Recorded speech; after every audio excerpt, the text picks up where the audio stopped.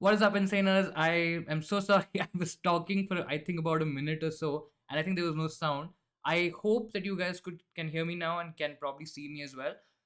Uh, Again, we'll start this again. What is up, Insiders? Welcome to the Deadline One stream. How are you guys doing? Are you guys panicking? I'm really panicking. I mean, you can already see that in the video that things are kind of going wrong. Maybe it's not good omen. Anyways, we'll kind of see all of that. But how are you guys doing? Are you excited? Are you nervous? I think I am very excited. FPL is back. Premier League is back. I think it's gonna be a great season.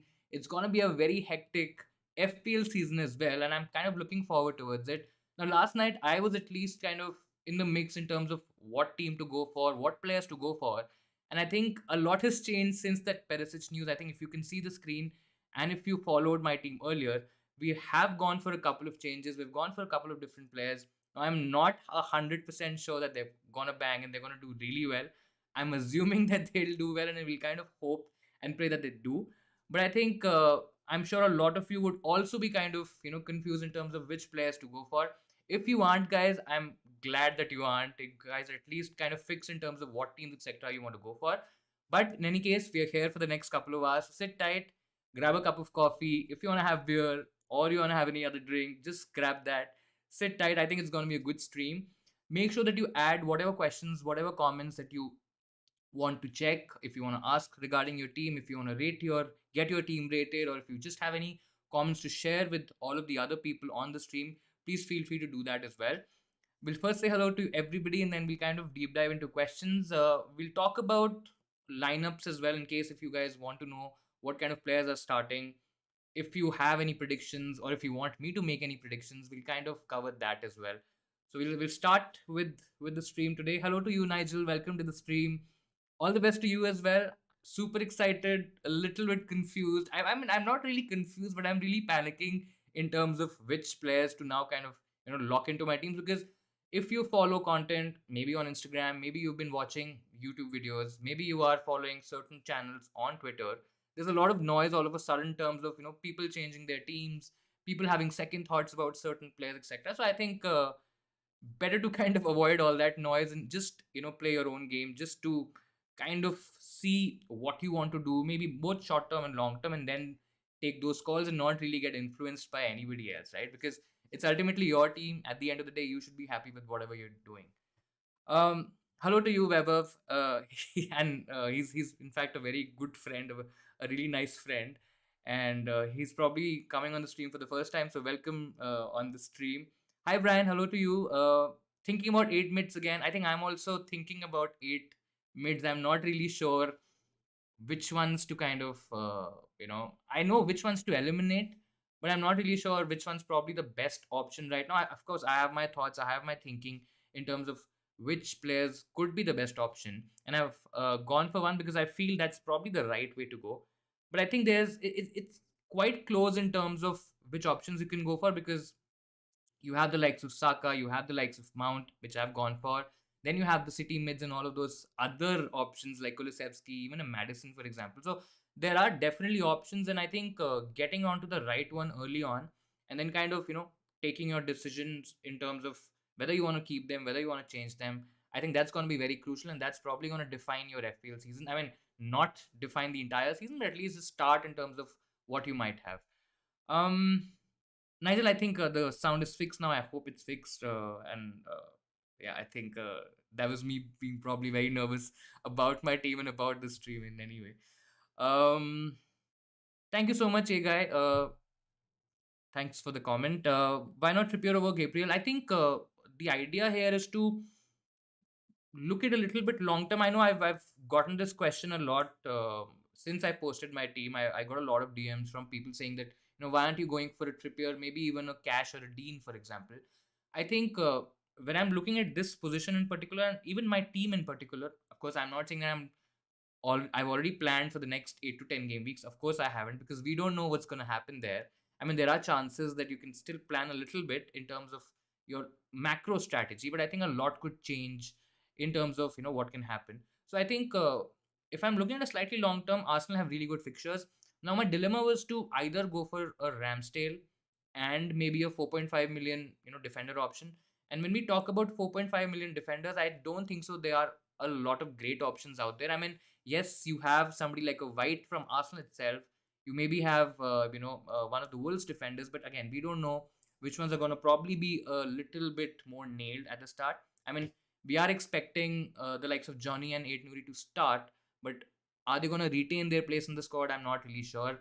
I don't want to go for Ben White because I think as soon as Tomiyasu kind of comes into the FPL picture or the Arsenal team, I think there's going to be rotation there. So it's gonna be a bit tricky. So I'm not really committing to an Arsenal 4.5 defender option.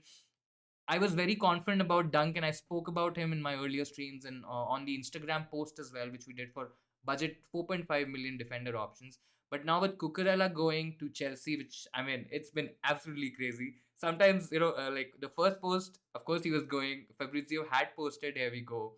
Then all of a sudden, Brighton come out and say that he's not going, and now Chelsea has posted that it's kind of becoming official. So I think it's been crazy. It's been great to see what's been happening there. But I think with Cucurella going, Brighton's defensive output, their defensive potential, their clean sheet potential, I think that might take a bit of a hit.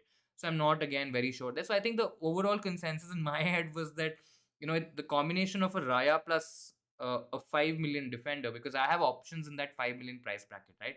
So I get that additional flexibility with just a point 0.5 switch in terms of a positions. I think that's a thinking there in terms of why I have not gone for a Trippier, for example. I think Newcastle's short term fixtures are good, but then I have to have a plan for game week 3 and 5, which of course I can play somebody like a Pereira, for example, but I'm not sure if that's the right call, right? Because yes, we are expecting Pereira to start, but is he gonna be nailed absolutely? I mean, is he probably gonna play in a very attacking role? Maybe he does because now Wilson is out. Harry Wilson from Fulham is out, so I think there is a chance that he could be getting on some returns, maybe even more minutes, more nailed minutes. So I think that is a problem there. But I think overall, I feel that going for somebody like a Trippier, maybe a little bit more long term. Maybe if I can look at Gabriel, if I want to make that switch, I can do that in game week after game week 5 as well. So that's an option. I feel that I'm looking at this particular thing a bit long term, and I think Gabriel playing for a premium defense. I mean, we have to believe that Newcastle or Arsenal is a more premium defense than Newcastle, right? And he has a goal threat as well. He can be a threat from set piece. So I think overall it's a good decision to go for. I personally believe Gabriel is better than Trippier. If you're looking at a slightly long term picture, if only for a couple of weeks, I think Trippier might be the better call because Arsenal have slightly tricky opening two fixtures. Aronson or Martinelli to start and whom to bench. I think with Leeds, there have been a couple of more injuries in the Leeds team, and they're gonna field a patched up side against Wolves. So I think it's okay to kind of see what happens with Aronson. How many minutes is he getting? How does he get on in that Leeds setup? I think Martinelli has had a decent preseason. I mean, we've all seen his potential last year as well. So there's no unknowns there. The only slight unknown that we might get is maybe when the likes of Emil Smith Rowe returns, when Nketiah, maybe competes with him in terms of minutes. So he could see some rotation, but I think early on it's pretty fine. I would personally want to go towards Martinelli. I know he's 6 million. I mean, it's not a lot of money, but I just feel he's the better option to go for.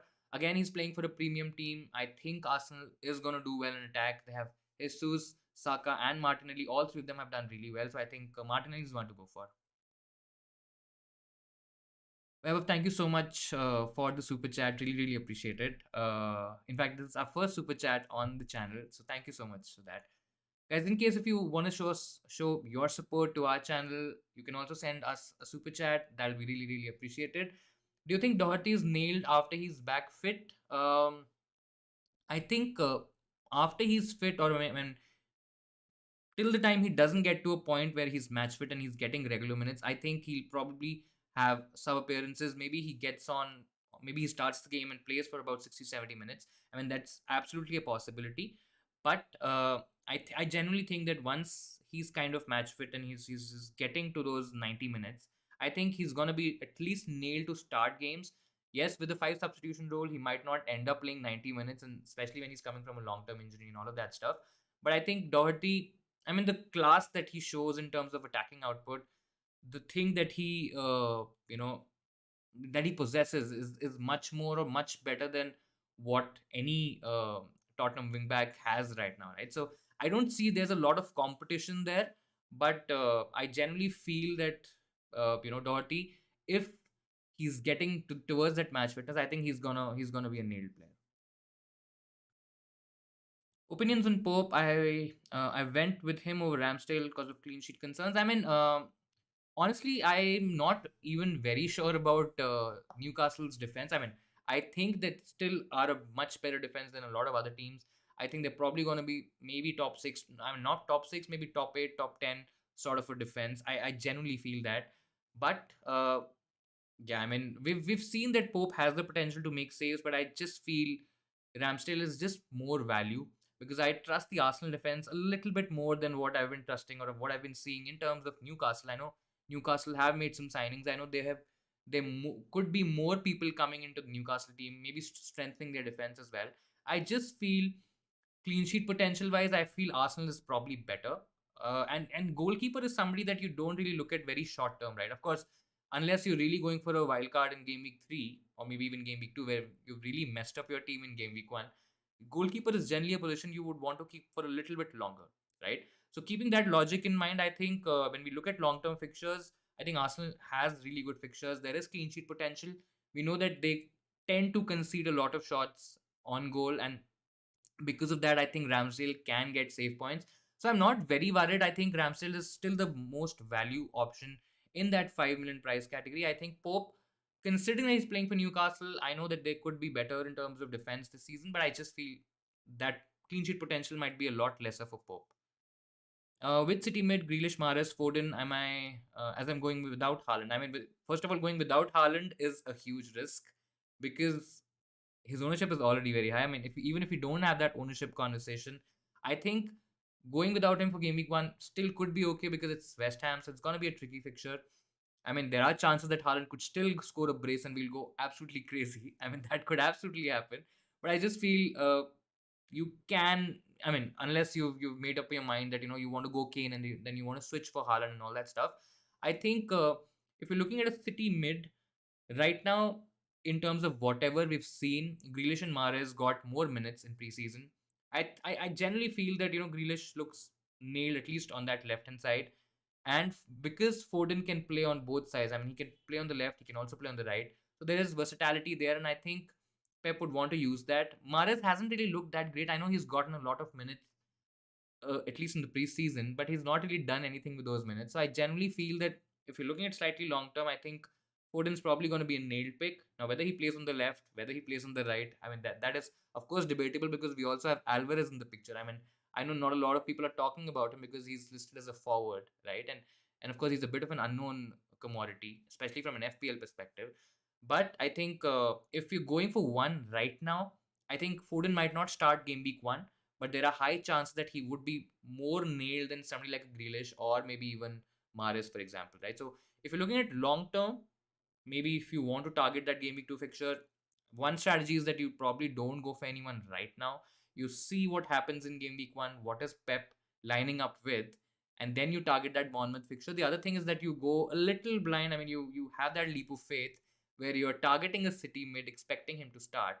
And if I have to take one name, I think I'll probably go Foden and not Mahrez or even Grealish. I know Grealish is cheaper, but I just feel the likes of Foden and Mahrez could have greater attacking potential, right? And that's what we are all about, and what we are kind of searching in FPL terms. So that's where I am in terms of the City mid debate.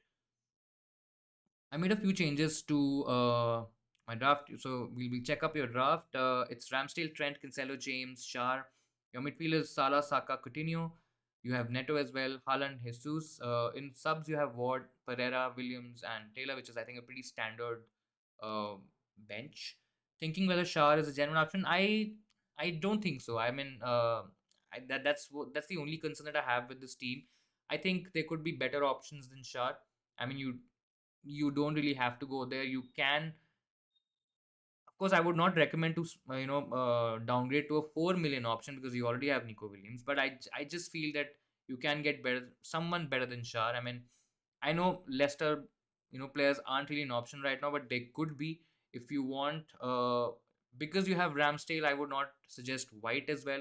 I know Tomiyasu is not fit yet, but I think he could be a genuine option a little later on. But I think one thing that you can do is you can probably get in White, take out Ramsdale, and probably go a bit cheaper in defense. Maybe save that 0.5 million because you don't have anything in the bank as well. So I think having that flexibility is really important. I like the overall team. It's just the only thing that I probably am not. I know that a lot of people are really rating Coutinho very highly, and I mean he could do well at least in the first couple of game weeks. But I generally feel that there is probably better value in a Bailey. I mean I know that Coutinho might be more nailed overall, but if you're only looking at two or three fixtures maybe for the Aston Villa assets, I think you could save that money with a Bailey, for example, and then you have additional money through which you can maybe upgrade Shar, even to a Robertson, for example. If you go cheaper in among your goalkeepers, I think I mean just do the math there, but I think that could be a possibility. Other than that, I think if you want to save some money, I think a downgrade from Saka to Martinelli is also an option. I mean that also would probably help you with getting some funds if you want to go big at the back, because I think going up top with two in Haaland and Jesus, I think that's pretty much a template move, and I think that's not at all wrong in any capacities. I think you're doing okay there.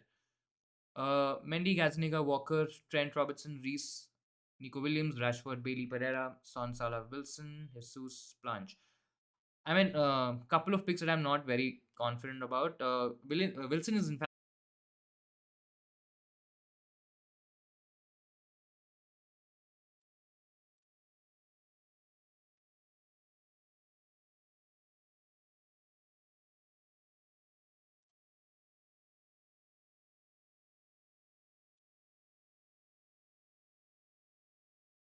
Guys, can you hear me? Can you see me? I think we lost the stream again. I think I should be back now. I'm not sure, but just let me know in the comments if I'm back, if you can hear me, if you can see me. There's a lot of bad omen happening today.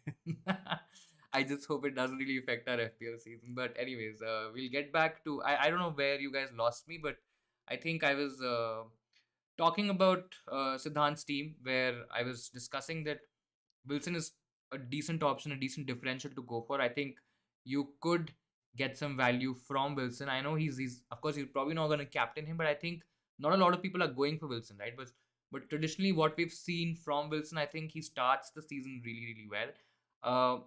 Couple of game weeks, the starting couple of game weeks are also good from an attacking point of view. In case if you're going for Wilson, just make sure that you have some plan in game week 3 and 5 if you're planning to hold him till that point of time. Otherwise, of course, you can transfer him out and adjust your funds elsewhere. Um, Again, in terms of keeper, I believe that Ramsdale is a better option to go for. I would probably not double up on the Chelsea defense just yet. I know Chelsea defense is not all of a sudden a bad defense, and I know that they will get clean sheet points. They will. Somebody like a Reece James will give you attacking returns, but I just feel Ramsdale is probably the slightly better option, having slightly better long term fixtures as well. Considering that I'm probably not going to change my keeper, and again, this is also an assumption that I'm maybe not even wildcarding in, let's say, game week 4 or 5. In that case, I think Ramsdale is a better option to go for.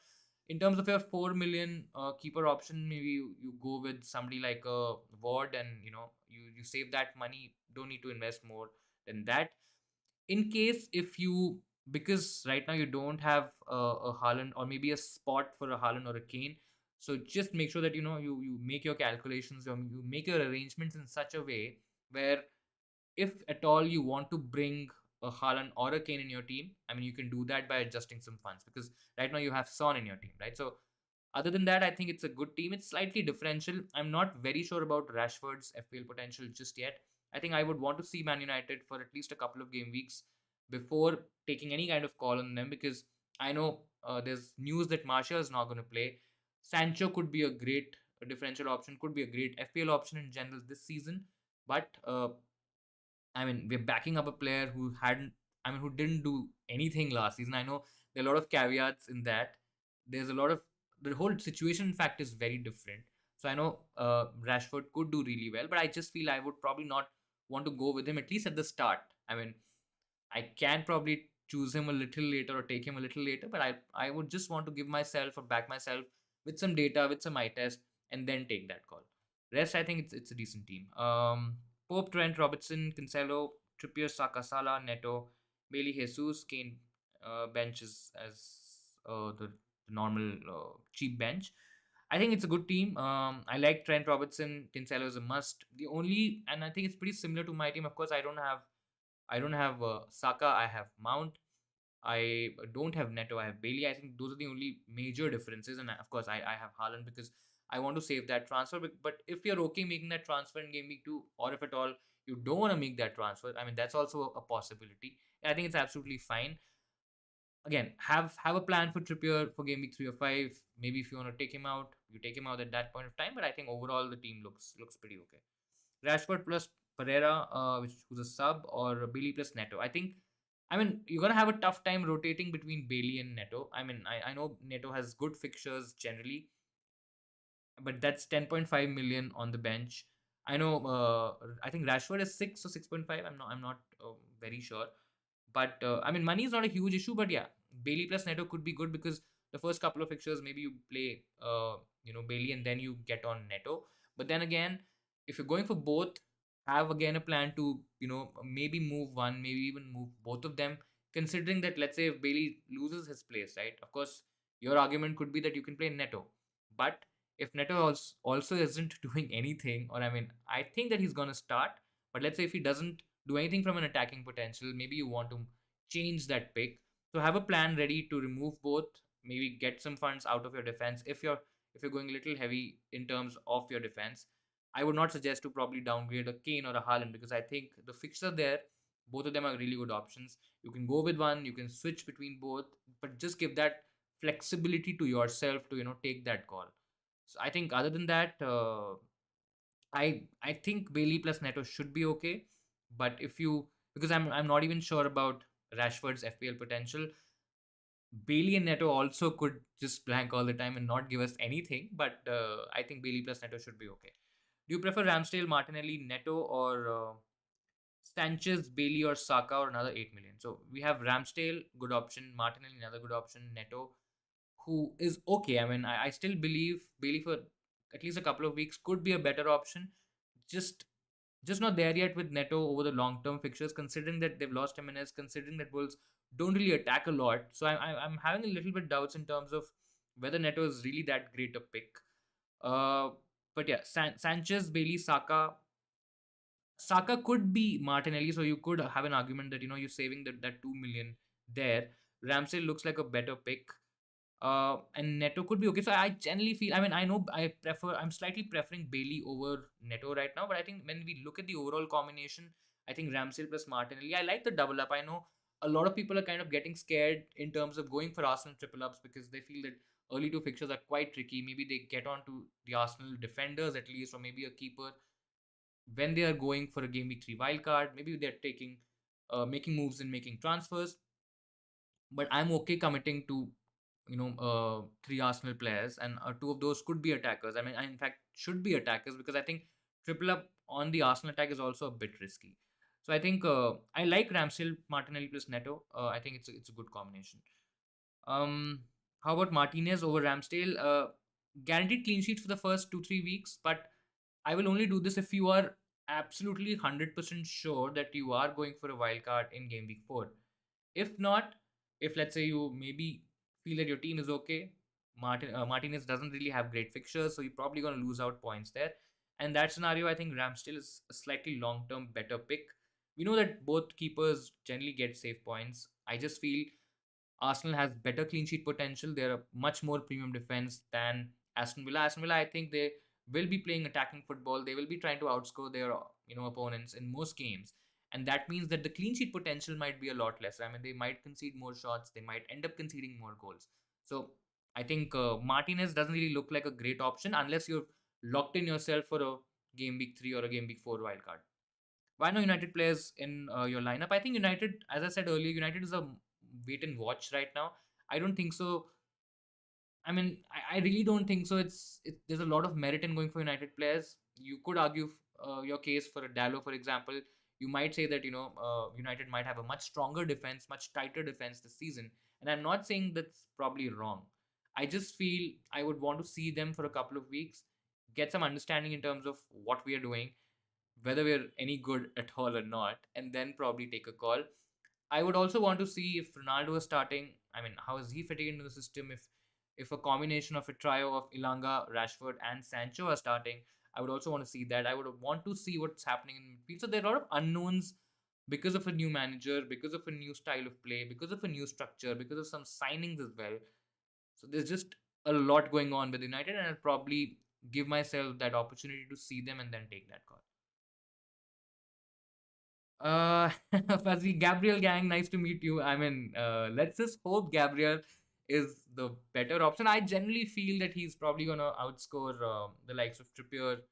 Uh, could even do that with Zinchenko. I know they're of the same team and all of that stuff, but I think I'm very interested to go for that third Man City midfield option, and that's why I'm not very convinced with going for Walker, for example. I don't think that he's a bad option. If you look at the clean sheet potential, I think Walker is probably has the best potential in terms of clean sheets out there.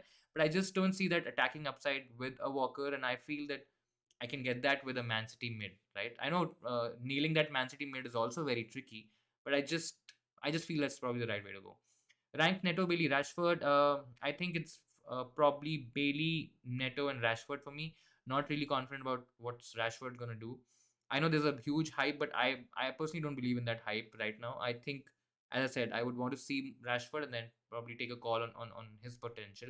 But I think between Neto and Bailey, I think Bailey. If you're looking this at from a very short term perspective, I think Bailey's better.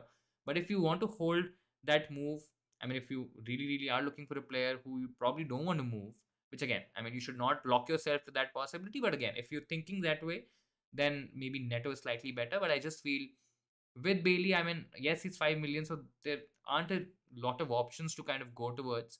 But I just feel, at least in the first couple of weeks, he could be a better pick. That's all. How do you think Aston Villa will perform? Because I've taken Coutinho. I think Coutinho is a good option. I mean, he's probably going to go a lot under the radar this season.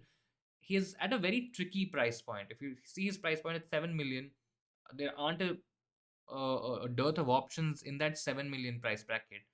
So I don't think so. It's gonna be very popularly owned. Maybe if he's getting a good double game week fixture, maybe if he has a good run of fixtures later on in the season, that could be a possibility. But I feel he's gonna do okay. But Aston Villa have a lot of attackers. They have now Bailey in the mix as well. They have Watkins, Ings. So I think the attacking returns might be a little bit more spread than we would like to believe. We also know that defenders like Cash and Dean are also quite attacking. So Cash might nick in a couple of goals. Dean might get a lot of assists if he's able to cross that ball really well. So all of these are possibilities. I think he's gonna do well, but I just feel, I mean, he's in a very tricky price bracket where you don't really have any options, right? So it's a very difficult comparison to make. I think for the first couple of weeks, Coutinho should be okay.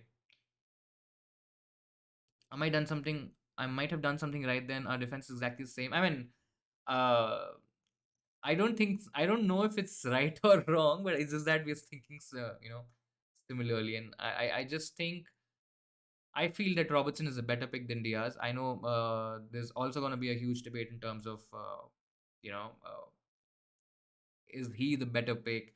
Is Diaz going to score goals? Is he going to return? Will Robertson play 90 minutes? Will he get clean sheet points and all that stuff? So all of those arguments are there, but I generally feel that Robertson is the better pick. And I'm not even getting into that price argument that he's 1 million cheaper and all of that. I just feel with Jota maybe returning in a couple of weeks, with Nunes also into play. I think there's a lot going on with Diaz as well. I mean, at least right now, I might be totally wrong, and I hope I'm wrong. I don't think so. He's a Sadio Mane just yet, right? Who had immense FPL potential, who always kind of went under the radar because of his pricing and because we had a certain Mo Salah. So I mean, yeah, let's see. I think it's gonna be interesting. Trippier and Neto or Dallo and Martinelli. Again, United want to see them for a couple of weeks, but I like Martinelli. I like Martinelli a lot, in fact, as compared to somebody, like a Neto. But I mean, the overall combination of Trippier plus Neto looks a little stronger. So I mean, it's a very close call to be very honest, because Trippier also has tricky fixtures. Martinelli has decent fixtures, but could face rotation.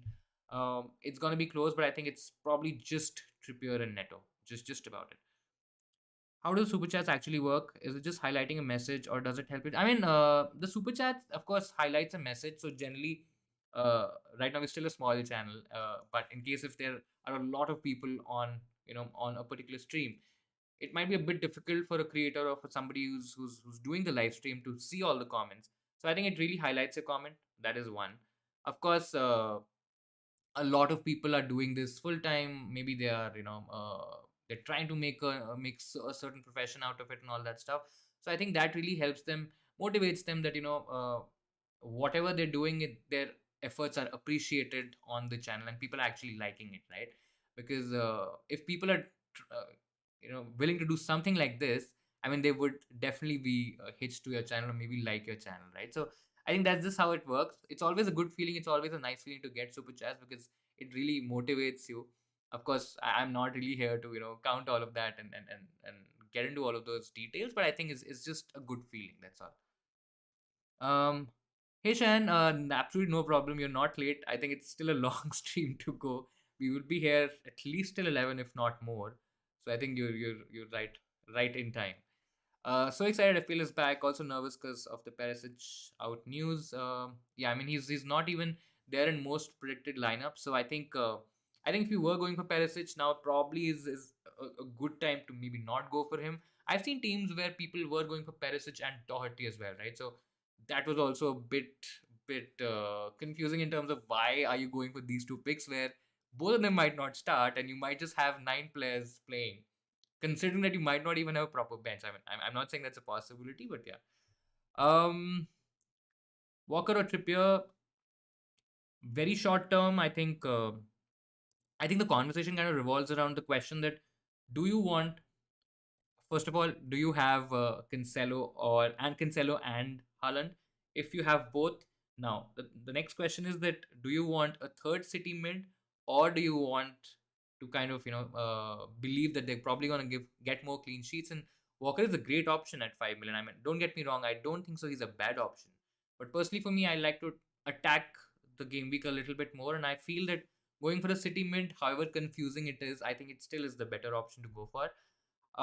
If you're looking at clean sheet potential, I think Walker is quite ahead of Trippier because Trippier has two tricky games in Game Week 3 and Game Week 5. They have Man City and Liverpool. So I think immediate short term, maybe Walker is a slightly better option, but I think Trippier is probably going to outscore him. Um, Both of them are nailed for now. So again, get that question in your head, at least get an understanding in terms of what you want to do. If you're okay having a two-man defense with Cancelo and Walker, I think Walker, you should definitely go for Walker. But otherwise, I think Trippier is the better option. Why Martinelli over Saka? I mean, there's a huge debate in terms of this question as well, whether Martinelli is a better option. I don't think so. He's necessarily a better option, but I just feel that you could do a lot with that 2 million. And I know that this probably would be a common consensus in the FPL community. In fact, I have done quite a lot with that 2 million. I was able to switch my keepers. I was able to get an 8 million midfielder as well. I'm also eradicated that need of going for both Bailey and Neto because I feel it's a bit too risky, because then if both of them fail, then I'm kind of stuck, because then I'd have to probably downgrade a Robertson, which I don't want, because I would not want to lose out on that third Liverpool spot. Of course, I can go for a James, for example, but I just feel that this is much better. I from a FPL pick perspective, I think Martinelli could even rival Saka, at least in terms of FPL points. But Martinelli is definitely not more nailed than Saka. I mean, I would like to believe that Saka gets more minutes over the next few set of fixtures. There's a chance when Emil Smith Rowe comes back in. There's Nketiah as well to challenge Martinelli in that left wing spot. So it's just that you can do a lot with that 2 million. So I think that's what prompted me to go towards a Martinelli, because I generally feel that he's going to get attacking returns. He might be more creative than maybe scoring goals, but I just feel there's a lot that can be done with that 2 million. Your team is currently Ramsdale, Trent, Cancelo, James, Perisic. Perisic is a huge risk. Bailey, Kulu, Haaland, and Jesus. Struggling to understand who to bring cash or Trippier for Perisic for the first 2 weeks. I mean, if you don't have any money, I mean, even if you have any more money, I don't think so. There are more potential upgrades there. I think Short term, you go for uh, it's a tricky one. I think short term, maybe you go. I still probably would go for Trippier. I think there is more potential there. Cash, is Aston Villa going to keep clean sheets when the fixtures get really tough? Maybe not.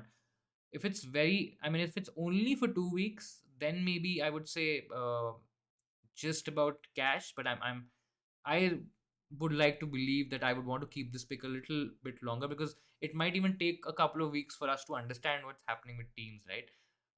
So my pick would be still Trippier. Trippier still has decent fixtures, so you can absolutely go for him. But maybe in terms of FPL potential, in terms of predicted points, cash might just slightly be a little bit higher. We'll bring back Perisic in Game Week 3. Yeah, I mean, Perisic, I think, will start. It's just that he might not start Game Week 1. Uh, but I think generally he should start.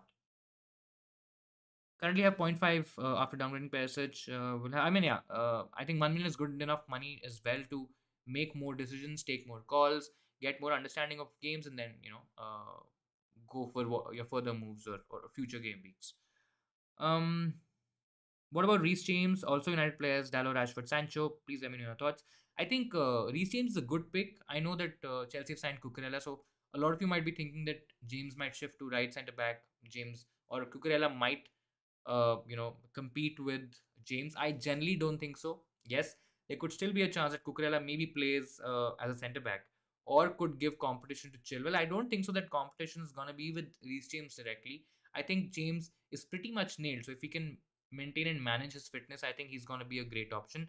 We know his attacking potential. He was injured quite a lot for last season, so he couldn't really show us his true FPL form or true FPL, overall potential. But I think James is a good option. I think that Chelsea's probably going to struggle maybe for the first few weeks to kind of understand their defense, have that rhythm, have that confidence. Tuchel has been slightly negative in his, in whatever comments that he's done in the press so far. So I'm a little worried there, but yeah, I mean, we all know how attacking Reece James could be, and that potential is massive, right? So I think he's a good pick. If you can get him in your team, you should absolutely do that.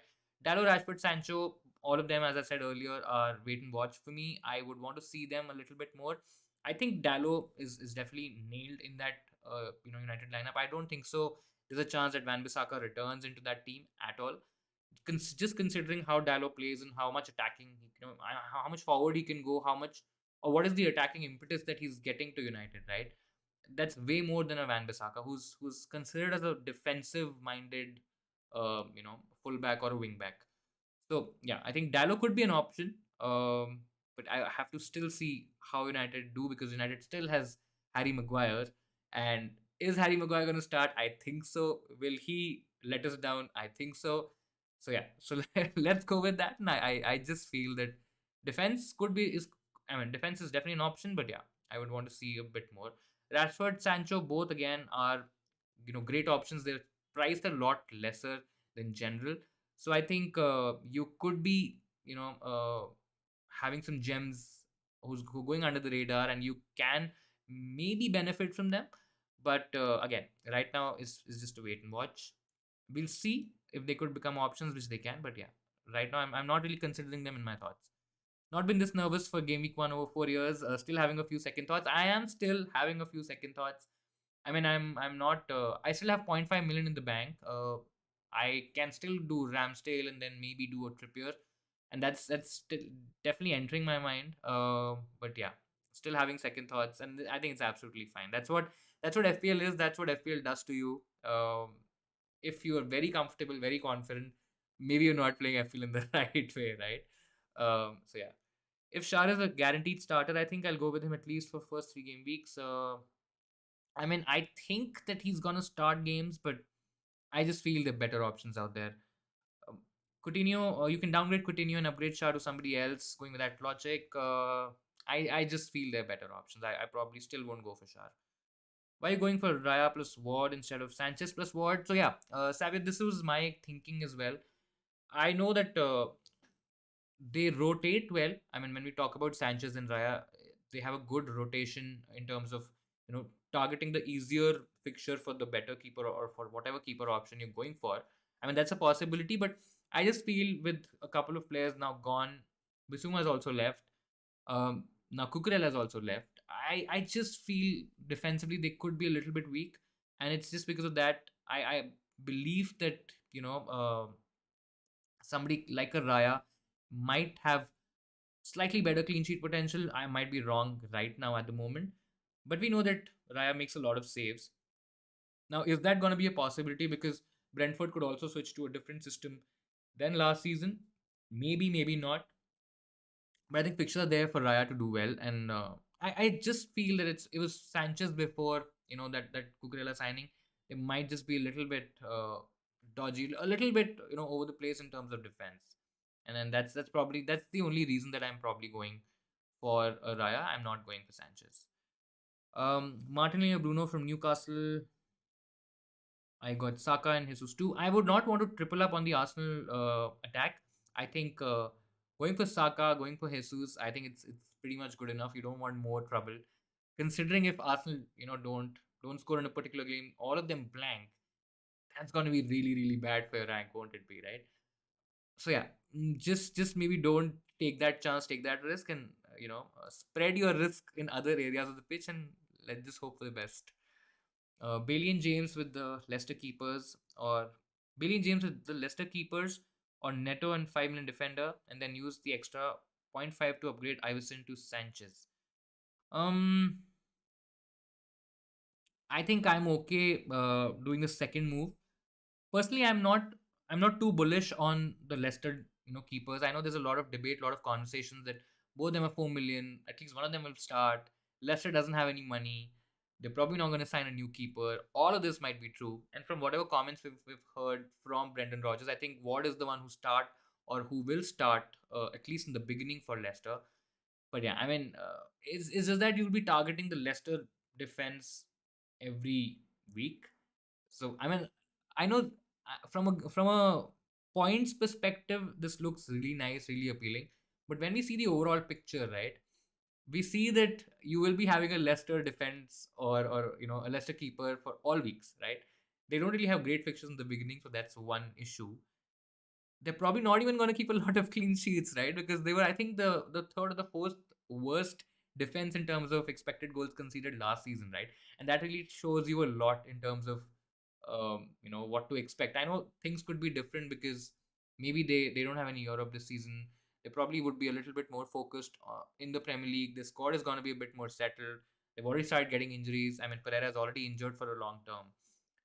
So yeah, I'm just not too confident. I think Neto is also not a favorite pick of mine. But yeah, Neto 5 million defender, and then maybe you can even go Bailey plus if you don't have Bailey in your team, you go for Bailey, a 5 million defender, maybe a Gabriel, maybe a Walker, with whatever reasons that I've kind of mentioned. You take that reasoning into picture, and then you take that call with a 5 million defender. You probably have a million left, then or not a million. When you're using zero point 0.5 to upgrade Iverson to Sanchez, you probably have another zero point 0.5 available to you. So that is also an option, and I don't think so. That's really bad. Good to see you back. Good to see you as well, Varun. Thank you so much for joining the stream. You haven't picked anyone from Spurs. What's your approach? I have not picked anyone from Spurs.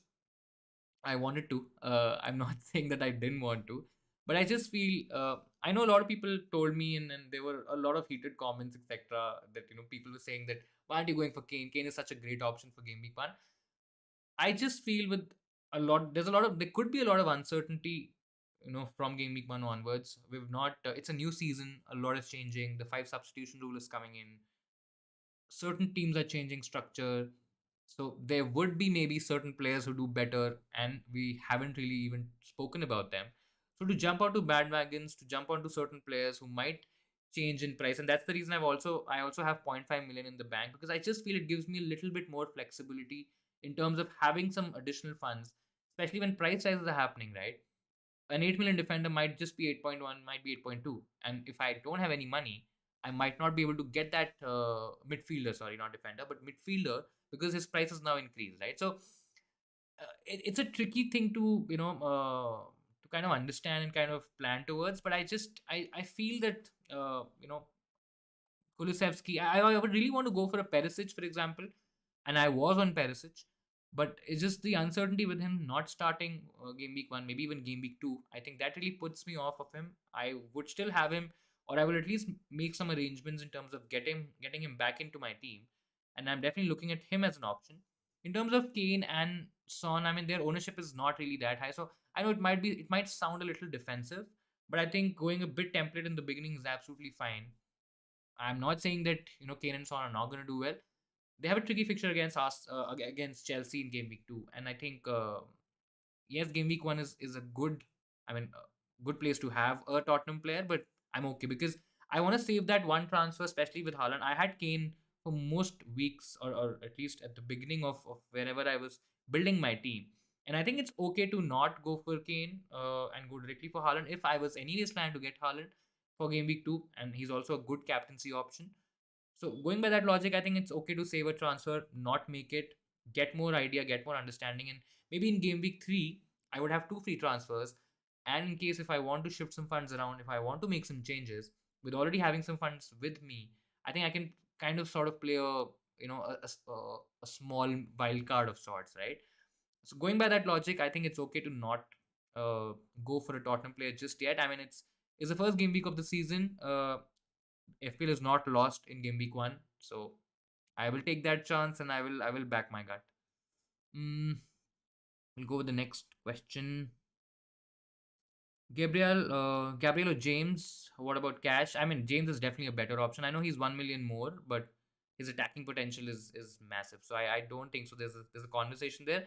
Of course, they're also at different price points. So if you can afford a 6 million James, absolutely go with him. What about Cash? I just feel it's a short term pick. So if you're looking at a couple of fixtures, maybe even game week 3, because game week 4 is actually when their fixtures start getting tougher. So if you're locking yourself to a wild card in game week 3 or game week 4, maybe you go Cash because the first couple of fixtures are actually good. But uh, I would still not suggest that. I mean, I'm a certain manager who likes to plan a little long term. I know maybe we can't do that this year. I mean, I might be wrong, but maybe. But I just feel Gabriel is probably going to be a better pick. Yes, Cash could, his positioning is definitely going to be a lot higher up the pitch than a Gabriel. But then Gabriel kind of minimizes that or mitigates that with his attacking threat from set pieces, which a Cash doesn't have. So I think it is maybe a little bit close, but I still prefer a Gabriel. Thoughts on Aronson? Again, with Leeds having, they're kind of playing with a patched up team. They have got a few injuries. Aronson is definitely one to kind of look out for, or definitely one in the watch list, but just not there yet. First game week, it's against Wolves. Wolves were really bad. I mean, they were quite pathetic in the second half of last season, especially from a defensive point of view. But at the end of it, they were still a decent defense, right? So I feel it's going to be a tight game. I don't think so. Leeds are going to score a lot of goals. And I would want to see, again, going by the same logic, another new player, coming into the team. So I would want to see him and how he plays and then probably take that call. So I think Addison is definitely one to watch out for. Maybe just not to start with him in game week 1. Jesus and Mount or Saka or Havertz, definitely Jesus and Mount. Don't rate Havertz very highly, at least right now. Chelsea could sign a new forward. There could be a change of shape, could be a change of structure, which would lead to Havertz maybe playing out wide. Maybe Havertz still plays as a number 9. I'm not too sure there. I just feel it's again good to wait till the transfer window ends, and then maybe when fixtures are getting easier, maybe Havertz becomes an option. Agree on keeping the third. I mean, yeah, that logic is just a little bit more, easier to kind of go with. It gives you flexibility as well because city mids have also options, right? It's just not one option. It's just not like a Mount, for example, where you just have one particular player. Of course, Sterling is there for Chelsea, but at a different price point.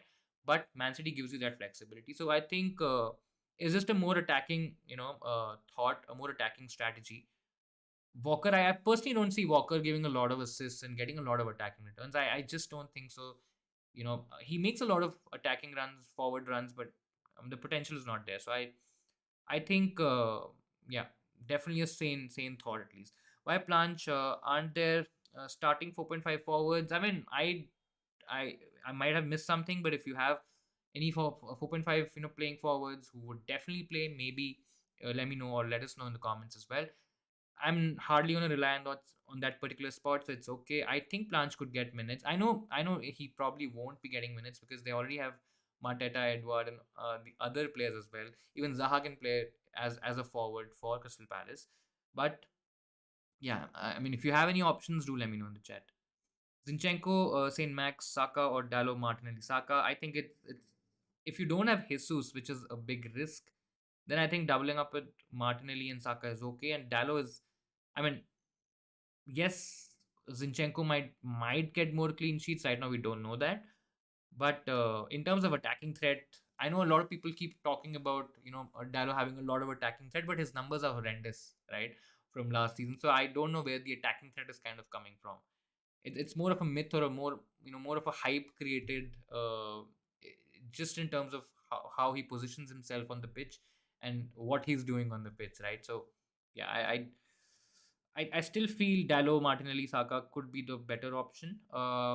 Because again, Zinchenko has whatever I saw in preseason, and correct me if I'm wrong here. He's played a little bit more defensive. He's not really made those attacking runs. There could be a competition from Tierney as well if he returns. In the squad, there could be chance that Tierney starts and Zinchenko is probably coming off the bench. Zinchenko can also play in the midfield, right? So because he's a versatile player, so I'm just not sure about his potential. Yes, when Arsenal get a clean sheet, he will get clean sheet points, but I'm okay. I think Talo Martini Saka could be a more attacking one. Top channel, thank you so much. The Truth with Proof. Thank you so much for that lovely comment. Is Kulu nailed or any other Spurs mid other than Son? Kulu's nailed for game week 1. I mean, if you want a short answer, if you want a correct answer, what happens from game week 2, I don't know. I mean, I don't really know what's going to happen. He could be more nailed or he could be nailed. I feel that Richardson's probably going to compete with him for minutes. And in any case, I think what we saw in last season, Kulu was never really playing for 90 minutes, right? So he was not really getting a lot of, I mean, he was not really getting the entire game. So I think, I mean, if it's a game week 1 transfer already that you've booked in your mind that, before game week 2, you're going to make that switch, then I think Kulu is okay. I mean, Kulu could still play game week 2. I mean, there's no guarantee that Richarlison's going to get those minutes. But yeah, you increase that risk because there is competition in that spot.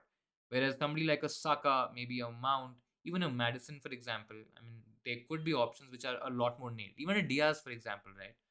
So yeah, better options in that price category. Any other Spurs mid other than Son? Maybe Lucas Moura could get minutes. I mean, from an FPL perspective, I know there are options that would be getting more minutes, but I think maybe from an FPL perspective, Moura gets. I mean, we've seen that he can also play as a wing back. Now, whether that happens, I don't know. But yeah, I mean, I personally won't really recommend any other options in the Tottenham midfield. I think Son is absolutely the standout option. Um, and right now, at least right now, from what we know, there could be minutes shared between Kulusevski and Richarlison. So yeah, I think not gonna go for a different Spurs midfielder. Rashford or Martinelli, definitely Martinelli. Best 4.5 million mid after Andres Pereira. Now that's an interesting question. We'll quickly open the.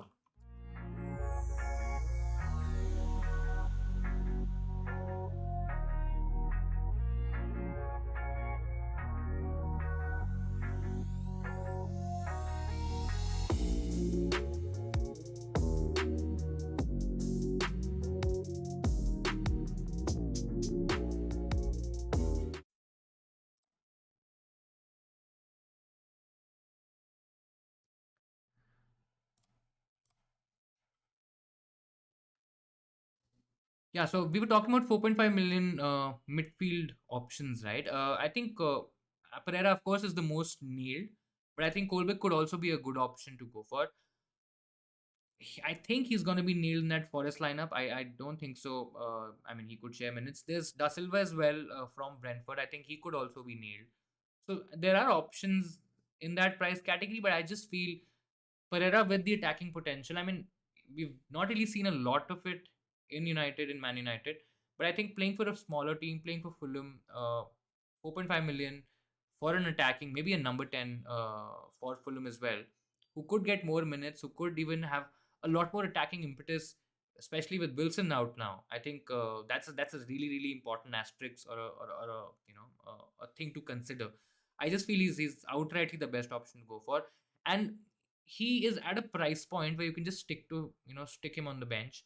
I don't think so. People will be going left, right, center to sell him and get something else because you can't really make any gains out of selling Andres Pereira, right? So his I don't think so. His price is also gonna fall as well.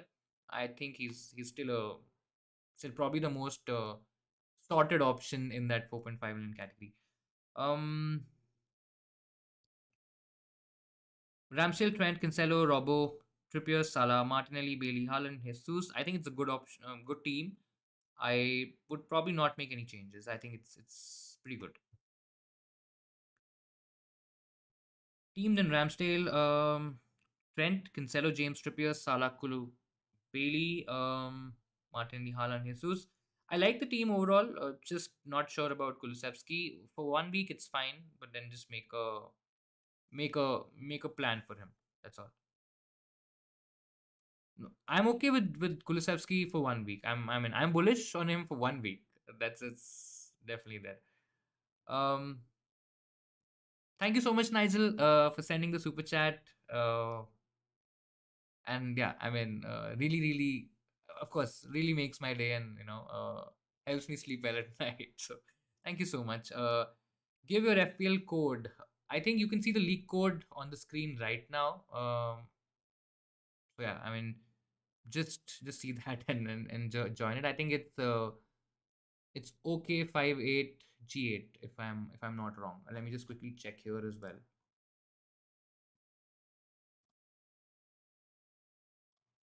Yes, it's OB. It's OB58G8. That's the right league code. The league name is Insanely Football, and the code is OB58G8.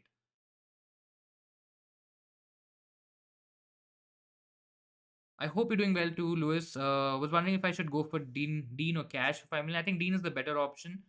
Uh, Cash could be a lot more attacking from a goal threat perspective. He could have a lot more goal threat because we've seen that he has the ability to score goals. But overall pick, I think Dean is just a slightly more uh, you know more developed player. He's a more complete player. He will give you assists. There is assist potential in him. He can score an odd goal, and I think the way he plays, I think, is just good from a bonus perspective as well. So I think he has a good left foot, and I think he's still the better option for sure. You have Ramsey in goal instead of Gabriel, which is absolutely fine. I think going for one Arsenal defender, whether it's Ramsdale or Ramsdale's keeper, but going for one in defense from Arsenal, I think it's okay, pretty much fine. Trent, Cancelo, Cash, Dallos, Salah, Sterling, Martinelli, Neto, Haaland, Jesus. Is this risky? I don't think so. I think Trent, Cancelo pretty much template picks. Cash is also highly owned. Dallo is maybe a slight risk. Sterling is the option that makes me think that is this actually risky because you had to sacrifice James and Saka. Yes, it is slightly risky because a lot of people would be having. I think James is heavily owned right now, right, and even Saka for that matter. So it is kind of moving a little bit against the template. But if you believe that Sterling is going to do well, if you feel that Chelsea can absolutely batter Everton, which could happen, uh, go for it. You don't really have to worry about going very safe or going very template. I know it's always good to go a little bit template because if everybody has those players, so if they do well, of course you'll all benefit. But if they don't do well, you're not really losing out on a lot because everybody has them, right? So going by that logic, it's okay if you wanna go for Sterling. I think I personally feel he's not an option at the moment because again, he's had very little preseason. He could be a great option. He could be scoring a lot of FPL points, scoring a lot of goals, but right now it's just a bit of an unknown. So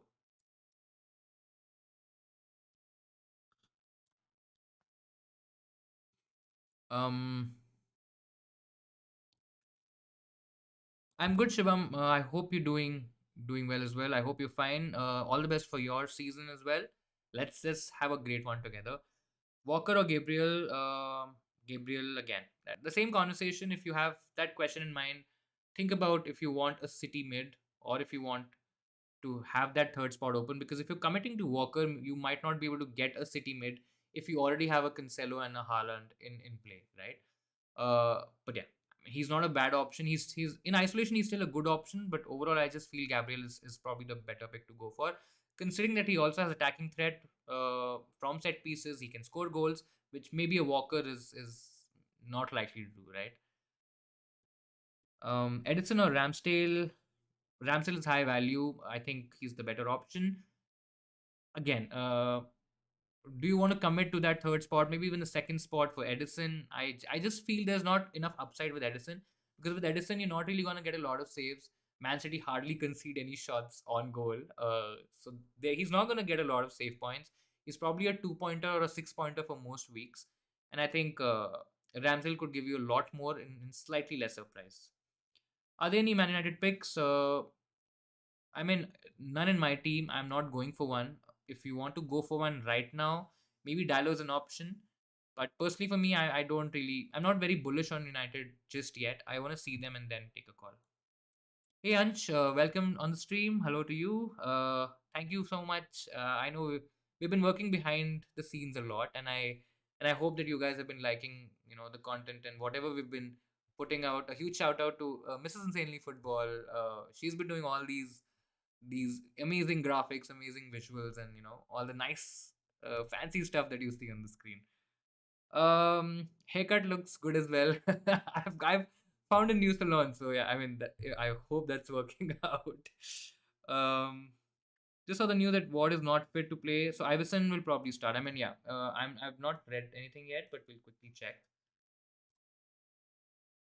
Whatever I saw, read was that Ward is probably a bit more favored by Brendan Rodgers, and I think that was a play. But let's just see if we have anything regarding Ward.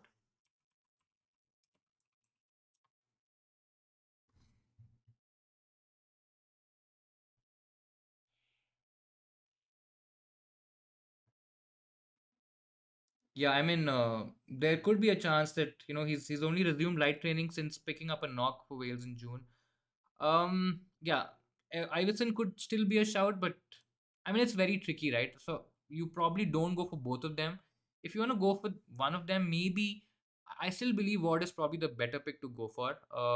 And you just trust, uh, you know, uh, you just trust them and or trust Ward and just kind of go with it. So I think that's okay.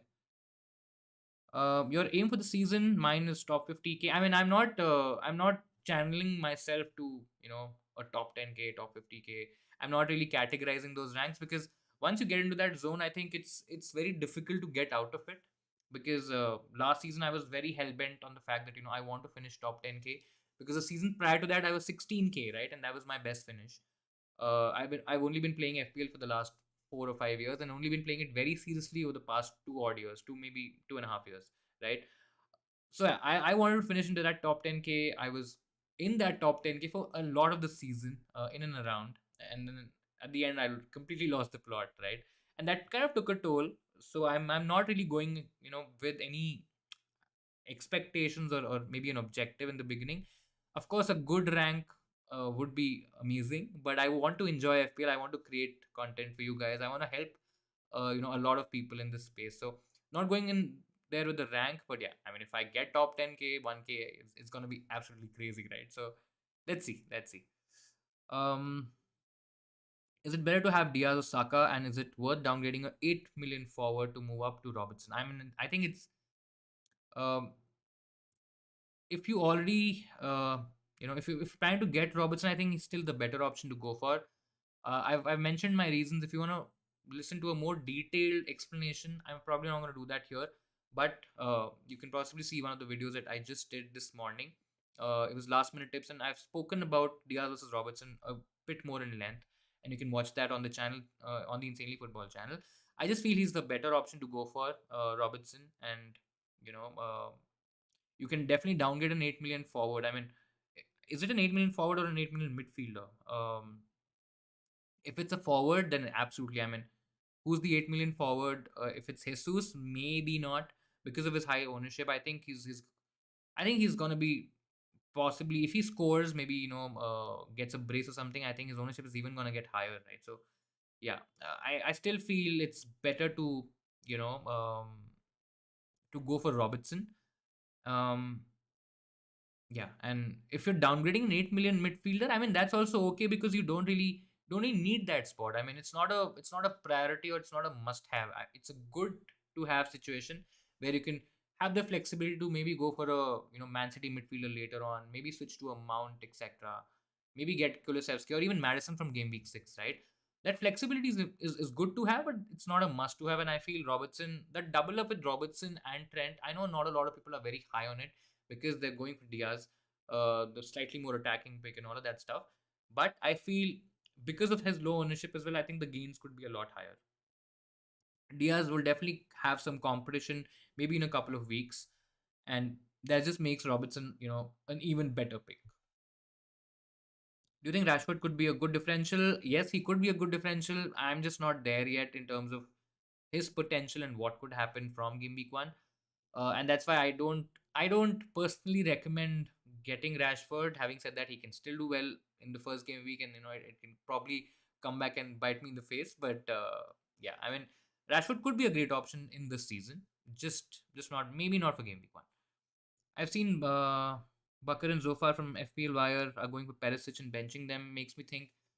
Uh, I mean, yeah, different people are entitled to have different opinions and different way of thinking. I just feel having, at least for my team, I have that flexibility as at least you know uh, keeping that point 0.5 million. Of course, I can also do this a similar move where I maybe go to a Perisic. I still don't know how he's gonna play. Whatever we saw from the Roma game, I think he played really well, and of course he could do well. But yeah, benching Perisic in this week and then you know uh, playing with somebody else, it just feels wrong. I mean, I'm okay making that transfer, making that switch later on. But yeah, it's 7.65 million players already in the game. I mean, yeah, the game is actually going at a massive, massive pace. I think I saw 6 odd million, I think yesterday only. So I think a lot of people would have joined. More people would have joined for sure. It's 7.6. Let's see if it can reach 8 million. Mahrez a Mount. Mount is the much safer option. If you want to take a risk, you commit to Mahrez. If he doesn't start, you go for the starting City midfielder. But I think that spot is pretty much locked then.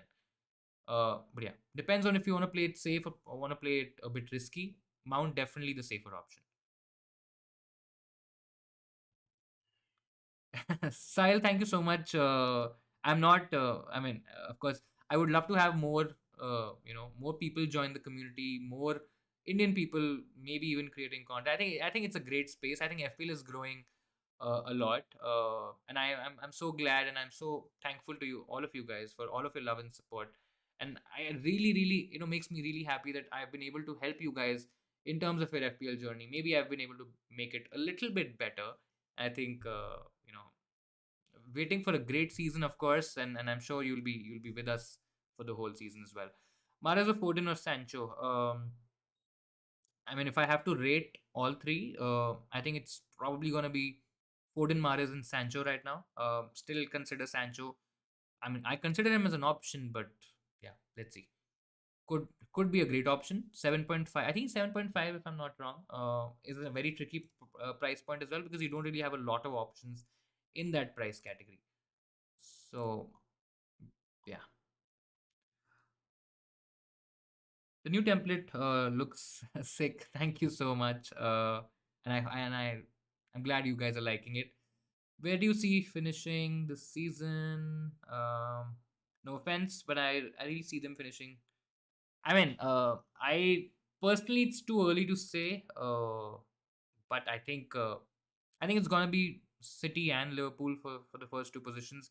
I think it's gonna be. I'm really bullish on Tottenham doing really well, and let's see if that happens. Tottenham could finish third.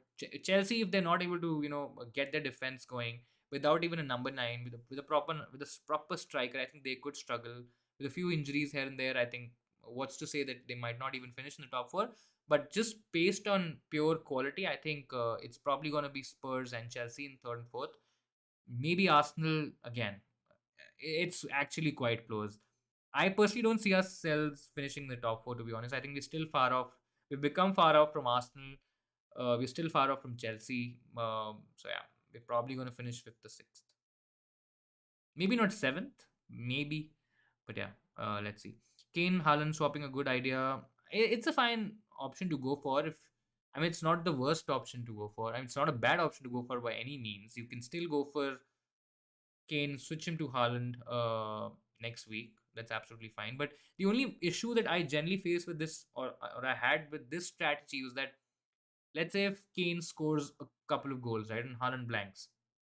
Now, in that case, do you do that switch? Do you make that switch? Because that will be very tricky, right? Because you're taking out a player who scored a brace just now, and you're going for a player who is a slight bit of an unknown pick. Now, I'm not saying that Haaland is absolutely gonna kill it or nail it and all that stuff. There is a chance that he might take some time to settle. He might blank for a couple of weeks, but I think uh, I think that's what you kind of have to look out for and have to see. So that's where I am. Let's see. Can anyone tell why Raya in the chat? I was bullish on Sanchez. I just feel with a couple of defensive minded players going away from Brighton, I think the clean sheet potential lessens a bit. I'm no expert. I'm no Brighton expert, so I might be wrong. But I just feel Raya has good fixtures early on. He could get clean sheet points. Brentford have generally kept it tight. So yeah, I mean, might not be a bad option. We know that Raya makes a lot of saves. In case if Raya is not nailed, right? They've made a new signing as well. So in case if that signing comes in, maybe it becomes a bit trickier. But I think Raya is okay. I mean, not a bad option. I'm still thinking though. I've not committed to this, and I might just go Sanchez in place of Raya. But I just feel the Brighton defense maybe becomes a bit weaker now with Cucurella going. How many years have you been playing? I've not been playing for a long time. I think this is my sixth season, and I won't I won't paint a wrong picture or anything. My sixth season, I've for the first three, I think I was just randomly trying to figure out what FPL is. Was not really a very serious FPL player. I mean, I used to miss a lot of deadlines, and if being a FPL player you're missing deadlines, I mean that possibly kind of shows your commitment to the game. But I think I got interested almost 3 years back, and for the past couple of years I've been creating content. I've been reading a lot. I've been talking to a lot of people. So and yeah, and I kind of love doing this, right? So I never say that I'm an expert, but I always have an opinion about what could go right or wrong in FPL. So that's fine.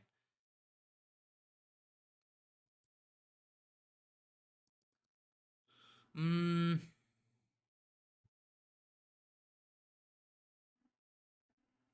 is it a good move to move James up to Robertson as he has high ownership? um I mean, don't really. I personally don't really believe the ownership conversation a lot. I mean, I know a lot of people, have that in mind that a certain player has certain higher ownership, so maybe you should go for that particular player. But I just feel Robertson. I think both of them are nailed. I just feel Robertson might have a slightly higher chance of keeping clean sheets at the moment. I also felt that I was a bit worried in terms of the Chelsea defense, and if James is probably going to get more minutes. Robertson is just a more fitter player. I think with the five substitution rule, we might see substitutions where James is probably going to come off at 60, 70 minutes or something like that, right? Aspilicueta is still there. I don't see Aspilicueta playing as that in that wing back role. But there are options. I mean, there are not a lot of options, but there are some options that Tuchel could go for, especially when Chelsea are cruising. So just that, I think I just feel Robertson is a slightly more nailed option. He looked really attacking in the Community Shield game as well. I know we can't really read a lot from one game, which is absolutely fine, but yeah, I think he could be a better option. That's all. I'm back. I had a Zoom meeting with my colleagues. I'm glad you're back. um,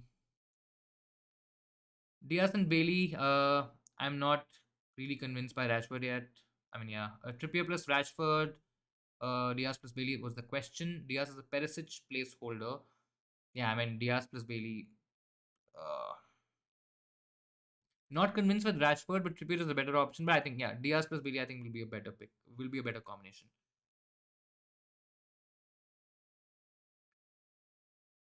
I don't have three pool. Raya Sanchez or Ramsdale for a starting goalkeeper. Ramsdale is still the best option to go for. I can go for Ramsdale, but I have to take out Gabriel and probably get in Trippier. That's also in my mind. Uh, but yeah, Ramsdale is still the best option to go for. In the 4.5 million price category, I know a lot of people have said that Sanchez and Award, they rotate really well. Sanchez is still playing for Brighton. Brighton still a decent defense. With Cucurella going, I'm not saying all of a sudden they'll just stop keeping clean sheets, but I think it's a huge loss for them. And maybe I was very bullish about Sanchez and his clean sheet potential, but now I'm a little bit worried in terms of whether that potential is going to stay or not. Is having triple Liverpool City assets worth it? I mean, it's absolutely worth it. Diaz, Salah, Trent. For City, it's Walker, Cancelo, Haaland. I personally, again, this is a very personal opinion, and I'm not saying Walker is a bad pick, but as I said earlier in the stream as well, I like to keep that option open where I can go for a third City player a third City player who's a City midfielder, right? Because there are options. There is explosive potential there. I know it's quite a tricky place to nail. We've seen that last season as well. But yeah, I mean, I just feel that flexibility is way more beneficial than probably going for a Walker right now.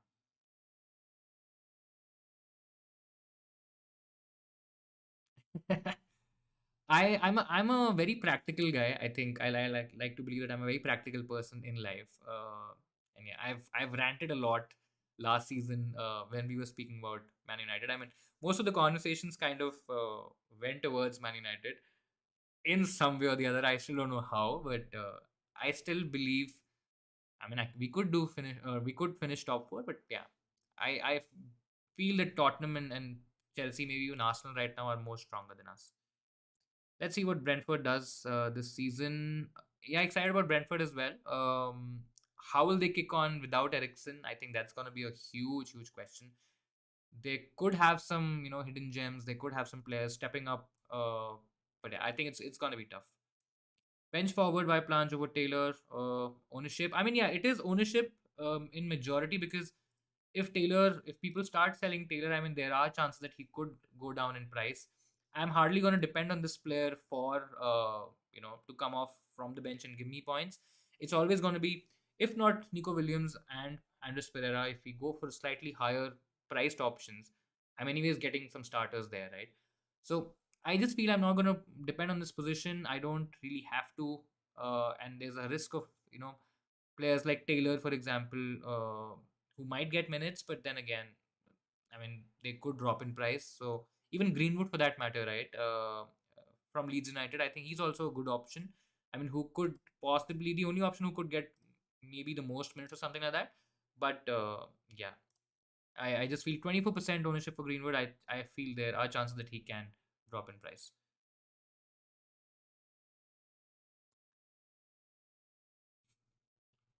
Why plunge over Archer? I've mentioned that. I mean, I can even go for Archer 4.5, but Aston Villa already has a lot of options in attack, right? Now, do we really expect or do we really believe that Archer is probably going to take off minutes of Watkins, maybe even Danny Ings? Let's say if I don't think so, Leon Bailey is going to play as a forward, but I mean, if that does, yeah, not too sure. Why Neko over Patterson? I think I personally don't trust the Everton defense a lot. I don't like. I mean, I have nothing against Lampard as a player, but I don't like him as a manager.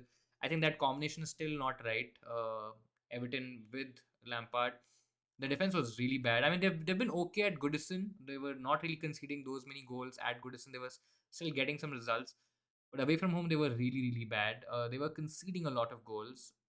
That could still be a possibility. Patterson has looked nice. He's looked good. He's looked attacking. He's already got a couple of assists, I think, in preseason. And there is a possibility that we can get some points, but I think Nico Williams is also a good option.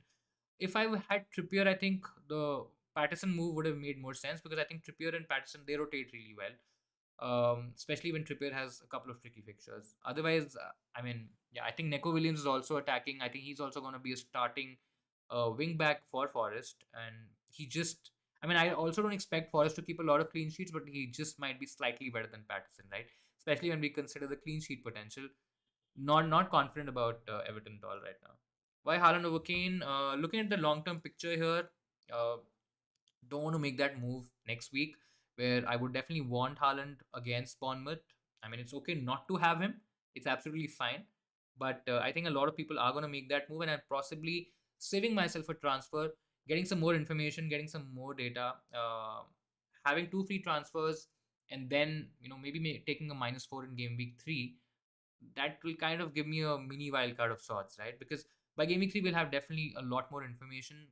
We will see some patterns emerging, some trends emerging of certain players going, up in price, of certain players doing really well. There will be certain bandwagons. I'm pretty sure about that. And yeah, I'm just giving myself that chance. That's all. I know I'm possibly going to lose out on some points in game week 1, but I think it's fine. It's a long season. It's the first game week of the season, and I think it should be okay. I have zero point 0.5 million in the bank, and should I upgrade Bailey or Neto or keep them both? I mean, if you can upgrade a Neto to maybe a Martinelli, for example, I think that's also an option. But yeah, I mean, it's risky, but with your money, with the money that you have, I mean, you can make that switch later on as well.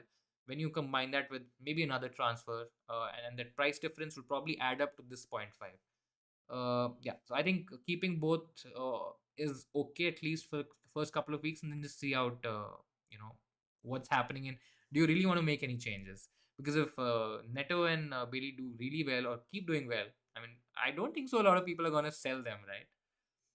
Choose a number one or two. You're making the choice between me, between for me between Cash and Trippier. I can't decide myself. I mean, as I said earlier, right? If it's only for the first couple of weeks, I think Bournemouth and Everton are really good fixtures for Aston Villa.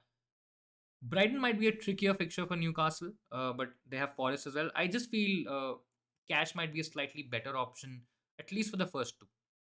So if you're okay making that switch to a different player, maybe you go for Gabriel after game week 2, or maybe you make some other transfer, right? Any transfer. I think in that scenario, I think Cash is slightly better. If you want to keep this player, I think in that case, Trippier is possibly edging out Cash, considering that he also has a set piece threat. He can score goals from free kicks. He has some fitness doubts. I mean, there are always doubts about his fitness now, and last season he did get injured a lot. Uh, but I think other than that, I think it's okay. Diaz versus Van Dyke. Who do you choose? Asking somebody else. I think if I have to choose one, I will probably go Diaz. He's more nailed. I still don't want to, but I think he's more nailed in that Man City lineup. I see some rotation happening between Laporte and Stones, even Ake. I think Nathan Ake is gonna start, but there could be rotation there. I'm still not very convinced with that second spot. Van Dijk is of course nailed. He has goal threat as well, but I would not want to have a spot for Van Dijk in that Liverpool lineup when I can have a Trent, a Robertson, a Diaz, a Darwin Nunes as well. I mean, not a lot of people are talking about Darwin Nunes right now, but he will definitely become an option, right? So going by that logic, I don't believe in going for Van Dijk from Liverpool. I think Diaz is the better option to go for. It at least solidifies your clean sheet potential with when you combine him with a Cancelo, for example. It starts saving your teams. I mean, yeah, absolutely. I think half an hour to go. I think there's gonna be a lot of traffic on the website, so please make sure that you save your teams. You check up on your captaincy picks. You select the right captain. You don't go for player who you'll probably regret captaining later on. Um, Bailey, Neto, Martinelli, two to start. I'll definitely start Martinelli for sure. Among Bailey and Neto, so Bailey has Bournemouth. Neto has Leeds. Leeds is going to be a patched up side. I think I'll probably start Bailey. I think he's nailed for that first game week fixture. It's a promoted team, so yes, we don't know what to expect, but I think Aston Villa will be up for it, and Bailey will be up for it in general. So I think just select Bailey ahead of Neto. Ramsdale plus Dean or Ward, Iverson plus James. And Ramsdale plus Dean definitely looks like the more solid option, as in terms of the more complete option, complete combination. But James is definitely a long term pick. I mean, you can definitely go for Ward. I mean, if this is for a starting goalkeeper, then I mean, I don't really still feel the vibe with Ward and Iverson. Pictures aren't really great. I mean, yes, there's an expectation, or there's a conversation that Leicester is not going to sign a new keeper, but they can still sign a new keeper. I mean, it's not an absolute given. Yes, they're struggling with funds, struggling with finances, but I mean, they could possibly buy somebody on loan, for example, right? So, still a bit iffy about Ward and Iverson. So if this, I'm assuming it's for a starting place goalkeeper. But I mean, I like James. I mean, James plus Dean is probably not even a proper conversation to have, right? But when you come add Ramsdale to the mix, I think it's gonna be a tricky one. I still would go Ramsdale plus Dean. I know it's probably not gonna be a very popular option, but yeah, I mean, tricky. I mean, if you ask me after 10 minutes, I might change my opinion. But see, if you look at Ramsdale, he's probably gonna get 6 to 7 points. Uh, Maybe Ward or somebody like an Iverson, they get a couple of points. Now it's more of a comparison between Dean and James, where do you really believe that James is probably gonna get more clean sheet points, or gonna keep, or Chelsea are gonna keep clean sheets? If yes, then you go James, because I think the attacking potential is a lot higher for James than Dean. Dean is definitely a more creative player, but we've seen with James, he can score goals, he can create goals. It's just, I mean, it's just unmatchable, right? So I'll probably go there because Ramsdale and Ward, the difference probably going to be 4 points or something, right? And James can easily outscore Dean. And James has the potential to get those 15-20 pointers, right? Which, yes, Dean has also gotten in the past, but yeah, James is just a far superior option.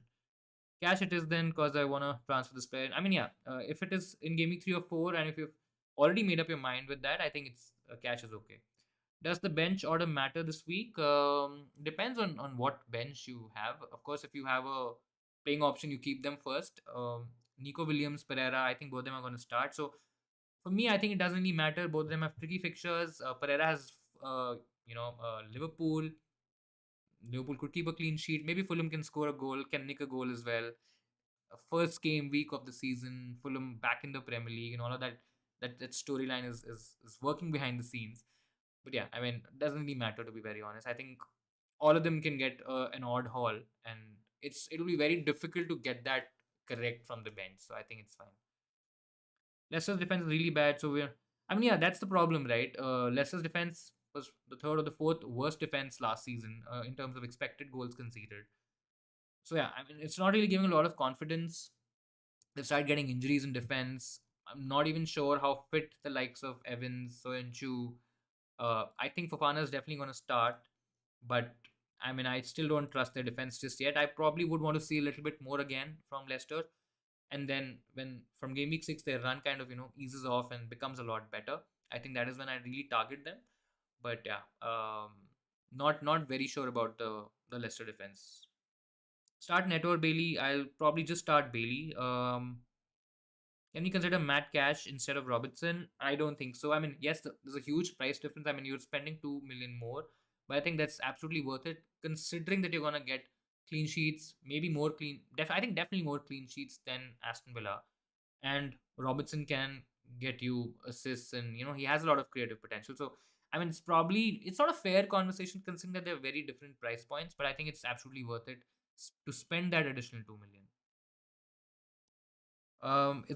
Is Mount or Diaz the better pick? So if you're going safe, I think you go Diaz. I think that's the strategy there. In terms of output, I think Mount against Everton could do really well. Diaz, I know a lot of people are very bullish on Diaz and they're expecting him to do really well. But yeah, I still have my doubts. Maybe not for a single game week, but if I spread that over 3 or 4 game weeks, I think Diaz could get shared minutes as well. I mean, that's not outside the realms of possibility, right? He might get 60, 70 minutes and somebody else comes on. There's a chance that he might not get an attack return by then, and Liverpool get a couple of goals after that. So he probably would miss out on all of that. So I just feel Mount is the most safer. I mean, he's definitely going under the radar considering how difficult a preseason Chelsea have had. Uh, Not a lot of people are having very high hopes in the Chelsea attack as well, which is a bit disappointing because Chelsea is still a decent attack. I mean, it's not a really bad attack to be very honest. But yeah, I think Mount definitely the more. I mean, he's not a risky pick, but yeah, if you want to go with the crowd, go with the template. I think Diaz. You go with Diaz. It also depends on whether you're going for Robertson or not, right? Because if you're very clear in your head in terms of if Robertson's a better pick, then I think you go Mount, which I have done. I've gone for Robertson and Mount, and I think that's a good combination to go for. Get rid of Walker for Martinelli. I again depends on if you want that third city spot as your as your city midfielder. If yes, then I think it's okay. Martinelli is probably going to be okay for the first couple of weeks.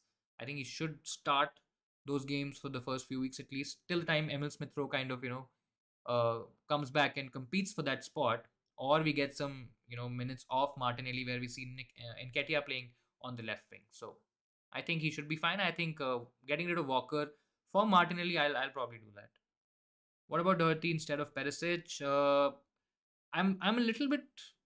I'm still not very confident about both. But if I'm talking about both the picks in isolation, I'm still a lot more confident about Perisic maybe starting.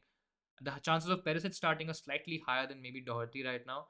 He still needs time to recover from his injury, that horrendous injury that he had last season, and yeah, I just feel he could become an option because from an attacking potential perspective, the likes of Doherty and Perisic are way ahead of whatever Tottenham has right now, right? I mean, they have Sessegnon, they have Reguilon, they have Emerson Royale who can't cross a ball or can't get the right cross.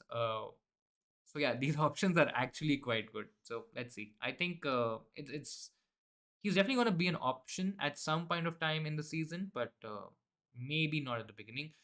Um, Now this option actually gives you place for Justin instead of Williams, which again I don't really see that as a very huge upgrade. I think it's okay to see out Leicester as well. We'll see Nico Williams as well, how he's doing. But yeah, I probably if I'm going for a 5 minute option, I'll go with somebody else, not Doherty.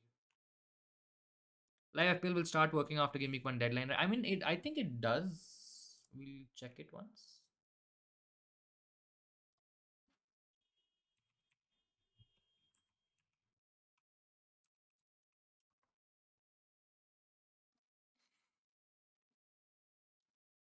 Yeah, I think it will. It should. I'm not sure if it'll start working right away, but I think it should be okay. But yeah, I mean, after the deadline, I think it should be absolutely fine. I mean, there's no question about that. Starting 11 is Ward, Trent, Robertson, Cancelo, Almiron, Salah, Martin, Neto, Bailey, Kane, Jesus. Subs are Sanchez, Zinchenko, Poemo, Patterson. I just feel there's a lot of money on the bench.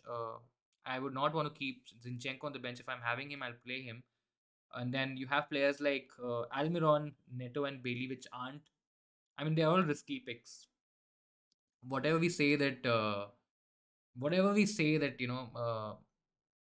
they could have amazing attacking potential, or they could absolutely go crazy. They could be the next, budget options that really blow up. And all of them can blank, right? So let's see. I think it's a bit tricky to go for Almiron, Neto, and Bailey all together. I think there's a lot of. I mean, you're depending a lot on budget enablers and players to come off good, which might not happen. You also have. I mean, Sanchez and Ward combination is absolutely fine. Buemo, I still want to see. I know he's classified as a forward. I know he's been absolutely crazy in preseason. I mean, he scored a lot of goals, so he could be an option. But if I'm not playing him for most weeks, or at least in the beginning, I'll probably just save that money, and I would want to maybe get that additional money in maybe a third forward spot when I have options like Mitrovic, Solanke as well. So there are options that I can go for, and I'll probably not want to sacrifice on my game week 1 squad with that.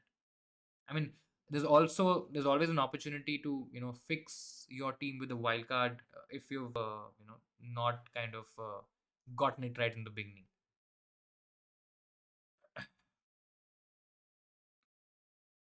Do people really think Everton will have some defense against Chelsea? And people do put a lot of weight behind preseason. I've got a lot of requests about Almiron all of a sudden becoming, a 10 goal or a 20 goal player. I mean, he's not scored 6 goals in I don't know how many years. I don't have the stats with me, but yeah, I think you have to take preseason with a pinch of salt. You can't just go blindly by believing that this player did really well. Preseason is about building match fitness, testing out formations, checking out team structures, building team chemistry, and all of that stuff. And I think it's more to look towards that than seeing who scored more goals, because that might not always happen. I mean, we're not really expecting Buemo to all of a sudden score 10 or 15 goals a season, right? So yeah, I don't think so. Everton's gonna be any strong against Chelsea. Having said that, they could still score. I'm not saying that Chelsea are very comfortably keeping a clean sheet, but I mean Chelsea is definitely going to boss the game and win it. Rashford an option, not right away. Wait and watch for me. Via Raya, I've mentioned. Um, I mean, he doesn't really have bad fixtures by any stretch of the imagination. He has decent fixtures. We know that he can make a lot of saves. With Cucurella also gone now, Cucurella has moved to Chelsea. I just feel Brighton might be a little weaker in defense. They have a tricky fixture or a tricky set of fixtures. So maybe if I mean, I'm not really rating them very highly against United, Newcastle, and West Ham. I mean, they could get at least one clean sheet in these games, but yeah, I mean, I just feel that Brentford have that Fulham game. Leicester's still a bit of an unknown. Man United is a bit of an unknown, and then the fixtures are okay. So I mean, if I really mess it up badly, I don't think so. I will be impacted by it a lot because I can always bring in an early wild card and get the right player. So I think that should be okay.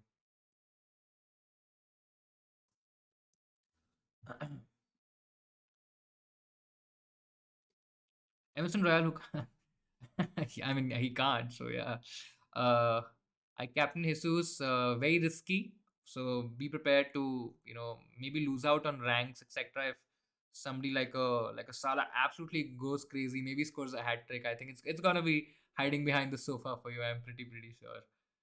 Um, Do price changes take effect right after the game week starts? I actually forgot. I mean, yeah, they do. So as soon as the game week starts, people will start buying and selling players, and price changes will happen. From the beginning itself. You got Trent, Cancelo, Perisic, Madison, Saka, Mount, Rashford, Coutinho, Jesus, Kane, and goalkeeper is Sa. I'm a decent team. Sai is not a bad option. Wolves have decent fixtures. Perisic is probably the only one I'll be a little bit careful. Madison also doesn't have the best of fixtures. They have Brentford, which could be okay, but then they have Arsenal, Chelsea, United, Brighton, Villa. I mean, those are tricky fixtures. So I'll probably wait on Madison. Look at him. Look at other players. There are options in that 8 million price category. If you're going safe, go for Mount. If you already have Saka in that spot, so you can even downgrade Madison to a Martinelli, for example. You don't have a triple up on Arsenal in any capacity, so you can absolutely go for that as well. Hardik, your team is Ward, Trent, James, Cancelo, Doherty again. Huge risk, might not start. If you're okay, if you can take that with a pinch of salt, if you can manage without getting frustrated and without getting flustered with maybe him not starting and not featuring at all in the game. Maybe he comes on game week 2. God knows what's going to happen. But yeah, I think that's one of the biggest concerns. Justin, again, I mean, if you're looking at this from a long term perspective, maybe he comes off good, but I want to see you know, more of Leicester in specific. Going without Salah is the biggest problem here. I mean, Jesus Haaland is absolutely fine. Son is absolutely okay as well. Considering that Salah's ownership is probably his effective ownership is probably going to be 170, 180%. I mean, I'm quite confident in that. It just spells trouble. If he scores a hat trick, I mean, you'll be forced to make a change very soon because it's very difficult to go without Salah, considering that he's looked sharp as well. He's of course, I believe that he's the best FPL asset in the game. Yeah. don't go without him. It's gonna be risky. Martinelli, Mount, or Saka and Neto. If you're playing, if you want to follow the template, you maybe go for Saka and Neto. But I like Mount and Martinelli. That combination looks really good. You can save up that 2 million with Saka. Mount is a differential 8 million midfield option, which you can absolutely have. Saka captain, I'm not doing that. I don't even recommend doing that. Very risky, very risky. Iverson, James, man. Iverson, James, Trent, Walker, Trippier, Bailey, Martinelli, Salah, captain, KDB, Kane, Jesus. I mean, I like Salah, KDB, Kane. It's a premium draft with Jesus. Going without Cancelo, risky. You might not feel the effects of it in a couple of weeks because I mean there are chances that Cancelo might not get anything, and then your argument kind of kicks in where spending 2 million extra for Cancelo doesn't really it's not worth it. For example, I still feel it's worth it. I still feel this defense is missing another slightly premium option. I mean, it doesn't really have James, it doesn't have Robertson. Both are better options than Walker and Trippier combined. The midfield is a bit light, of course, because you've gone for.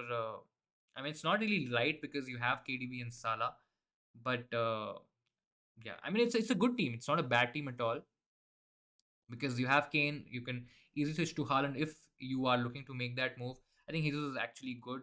You have good captaincy options in KDB for game week 2 as well. If you want to go a bit different, if you feel that you're probably not going to captain Salah against Palace, which is also not a bad option. I think it's a good team. The only thing that I'm not very confident of is what do you do if Bailey doesn't, perform? Do you then start downgrading a KDB to a different option? Do you then make downgrades elsewhere where you downgrade your defense? And is there a plan to bring in an 8 million, option or another? I mean, of course, you can't get a Man City midfielder because you already have KDB, and I think he's a good option. But yeah, would still want to see a bit more games, maybe at least a couple of games before taking that call. But yeah, I mean, in isolation, the team is not bad. Put Pereira's first bench or Williams. I think Williams is fine. Has a slightly easier fixture, uh, so I think that should be okay. But yeah, I mean, it'd be crazy if Pereira scores against Liverpool. What about Perisic? If you can bench him, if you can afford to bench him and then have a decent 11, I don't mind that. He could be on. He could still play. I mean, what's to say that he's not going to play, right? I mean, he could still start. Uh, he could still start the game and probably come off at 70 minutes, something like that. So if you're okay taking that thing where he's probably going to be benched and you probably won't get points, and if you have somebody on your bench as a cover, I think it should be okay because I expect him to be in the starting 11 very soon, and I expect a lot of people, maybe people like me as well, moving towards him. And when prices rise, I think that could be a bit of an issue, but I think it's fine. 3 in a 4-4-2 is actually pretty good. I'll be sending good vibes, but of course in a comparative way. I hope somebody blanks at least. I hope now I actually hope Kane blanks because I don't have Kane and decent ownership. I hope KDB blanks as well, but we'll see. Uh, it's not a bad team to be honest. I mean, what is the worst that can happen, right? With Iverson, you probably will end up getting 2 points every week or most weeks. Maybe you start losing out 4 points a single game week with somebody like a Ramsdale, or might not happen with a Raya, maybe with a Ramsdale, but then you have enough options to kind of cover that off. But yeah, if players like Robertson, if players like Cancelo and James, if they start doing really well, because or most of them at least, James and Cancelo, they are heavily owned. I think that could be a problem, and that is where picks like KDB etc. will then counter those players. So let's see. I think it'll be an interesting thing to watch. Which is scarier? No Spurs, no like you, or no Chelsea like me. I think slightly scarier is no Spurs because they have Son, Kane, and Perisic all decently owned. They could do absolutely crazy stuff in game week 1. I think that's probably a little bit more scarier than not having Chelsea. I mean, yes, Certain Reese teams can also score 20 points this week, but I mean, you can't own all the players, all the picks in FPL, right? You will have to let go of somebody to finish your team or whatever. Um, so confused. I should start. I mean, if you have Perisic, as I mentioned, if you're okay with Neto on the bench, or just start with Diaz and change him to Perisic in Game Week 3. I think it's okay to go with Perisic. Neto is an able replacement. I think he will start for Wolves, and I mean, there's not really a lot to lose. Yes, you might lose out on those clean sheet points, and Perisic might not get a lot of minutes. But I think if we're okay taking that risk. Perisic is more like James of last season, right? He could give you a couple of points. He might be on for a one pointer. But at the same time, he has the potential to score 15, 20 points as well. So yeah, let's just hope it doesn't happen because I don't have Perisic in my team anymore. I'm scared that someone will pop off, and one of the premiums will get dropped. Could happen, especially if you're playing a premium draft.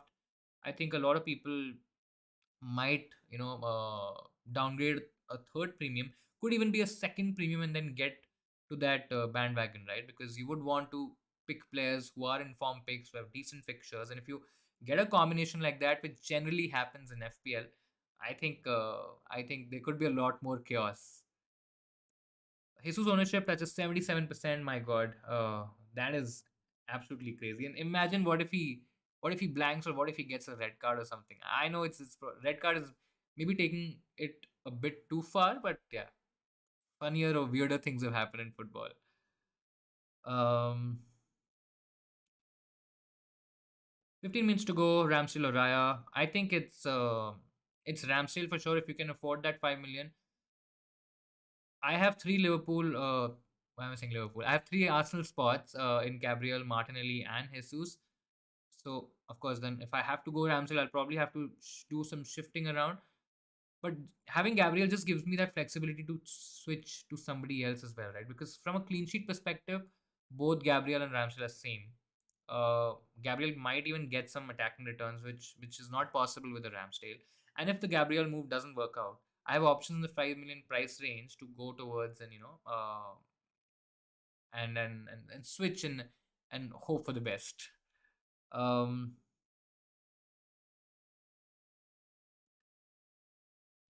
Even most FPL thing ever that Andreas Pereira scores in Salah. I mean, absolutely right. If Salah blanks, I think it's you're missing the fun because from one perspective, I understand that scoring or seeing Salah score is absolutely crazy, but everybody owns him, right? So the advantage from an FPL perspective is hardly anything. But yeah, I think it'll be crazy if Pereira scores. From a Man United perspective, I think I'll be happy for him if he scores and if he does well at Fulham because I think there is some potential still left in there.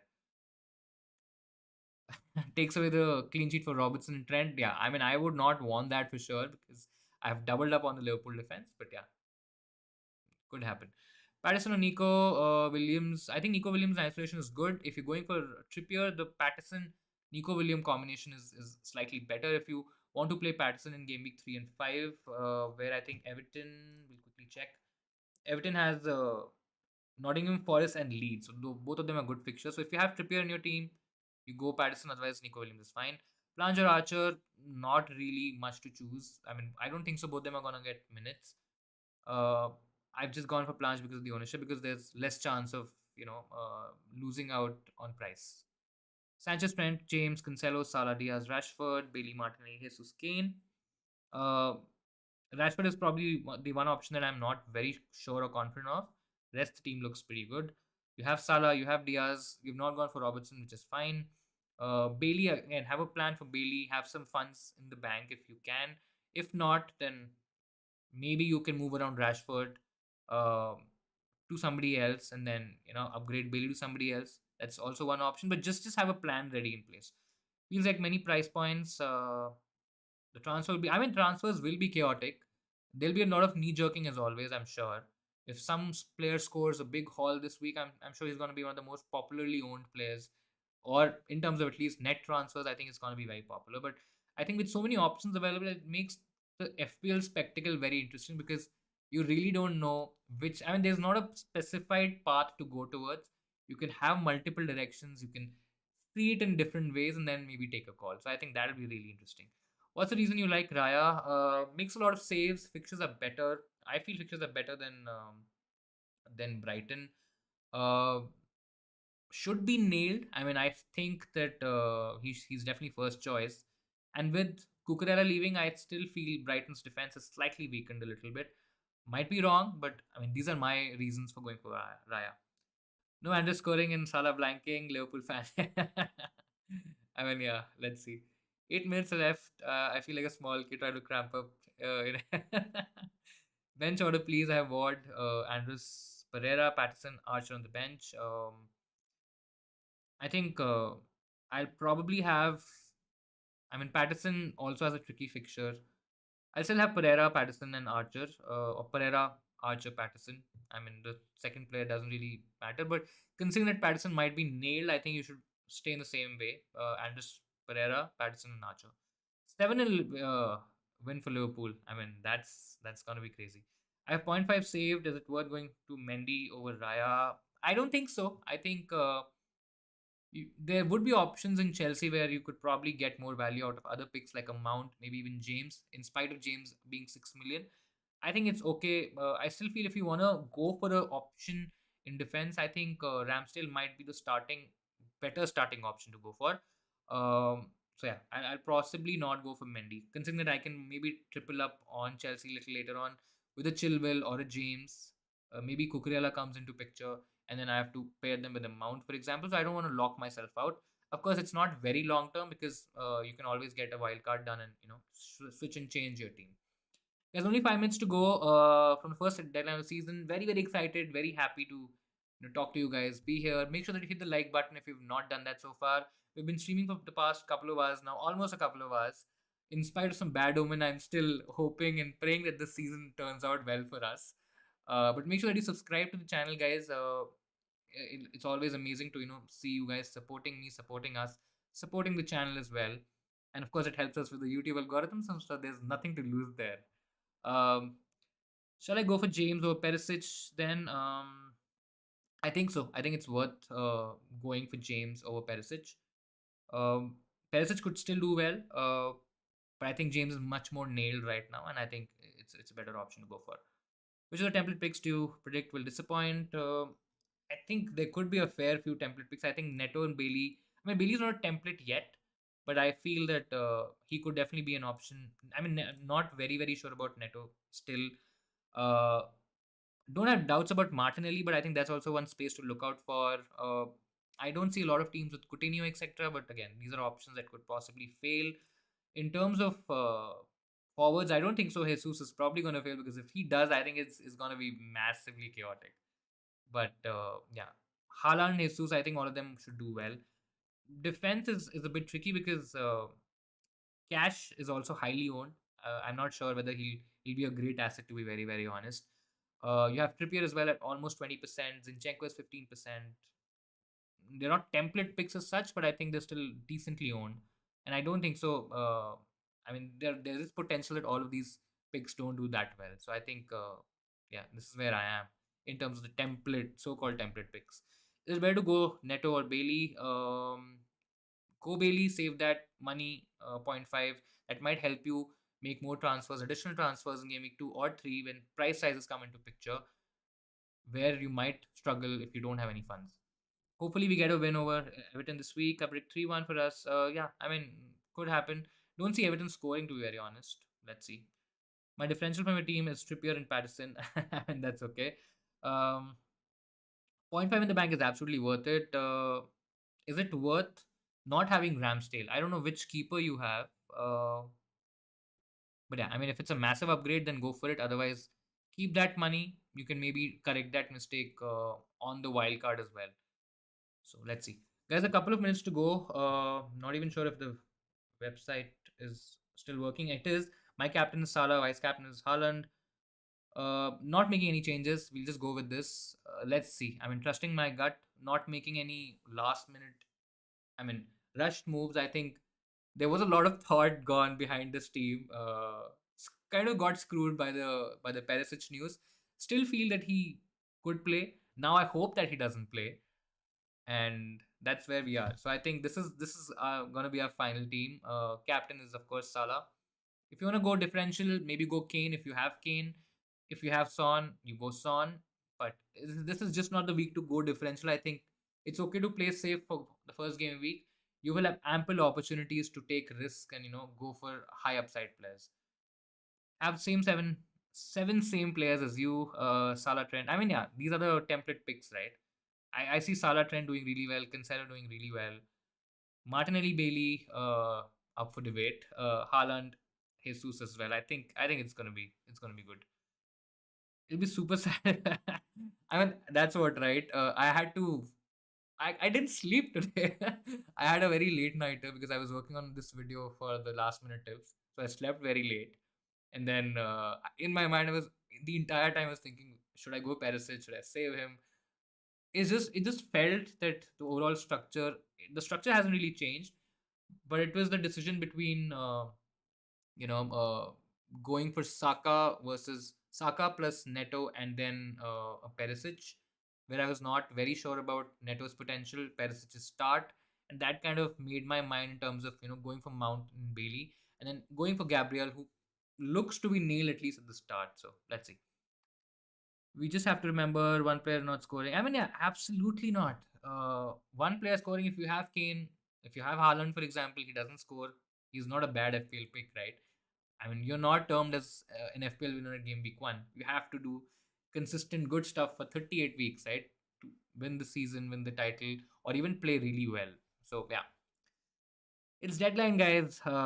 My God, this I'm actually feeling a bit stressed. Maybe certainly a bit relieved. I think now because now nothing can happen, nothing can change. Whatever's done is done. Let's see what happens. But I just feel that this year I think it's gonna be crazy. I think it's gonna be a lot of chaotic deadlines where the screens are changing, the screens are freezing, my internet's gone down. I mean, so much has happened today before the stream as well. I mean, I was kind of struggling to kind of keep up on time. But yeah, I think I love the chaos. We embrace the chaos, and that's what FPL is. And I think all of us are very very passionate about the new season, about doing well. A lot of football is gonna happen. I think I very interested. I mean, I would love to know your predictions in terms of what you guys think is gonna happen. Who do you think are the top four teams this season? Who's probably gonna finish in those Europa League spots? How is your team gonna do? I would love to know your thoughts in the comments in the chat. Never changed my draft so much. I mean, yeah, I have seen people making 20 drafts. I'm not even kidding. I've seen people making 20 drafts with 20 different combinations and then still kind of being stressed about it just 5 minutes before the deadline, because with so much information with so much dilemma, you don't know which way to go, right? So that just excites. I mean, it just makes you happy. Of course it's making you stressed as well, but I mean, as I'm smiling right while talking about this, I think it's absolutely great, guys. I will stay on for a couple of minutes, maybe sometime. If you guys want to chat about anything, if you guys wanna share something on the channel, what you guys have been up to, how was your preseason, and is there anything that you are looking at specifically for this season? I mean, is there something that you are changing in terms of your approach? Do let us know. Do let me know in the comments below. I am doing an alternate league, Savio, but I probably take a bit of time. I didn't get enough time because there was a lot going on. So I'll probably start that league from game week 2. But I am definitely gonna do an alternate league. And your ideas were really really nice. So thank you so much again for that. But yeah, couldn't happen at this time, at this point. But we'll definitely be trying something new. If you have more ideas, I mean, I know that you gave a lot of ideas already. But in case if you have something more to add, please feel free to reach out to me on Instagram, even on Twitter.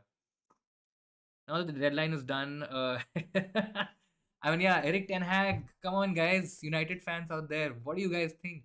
What's gonna happen? I think that's one of the biggest questions, right? How are you gonna play? Are you gonna be as bad as last year, even worse? I don't know. Not sure what's happening right now. Not sure what's happening with Ronaldo. I think it's gonna be interesting season for United.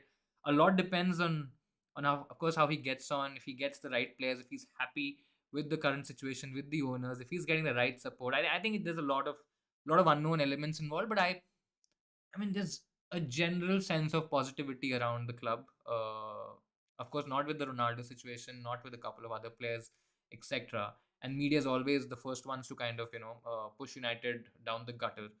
But yeah, I mean, as a United fan, excited to see what Ten Hag does, and I think it'll be interesting.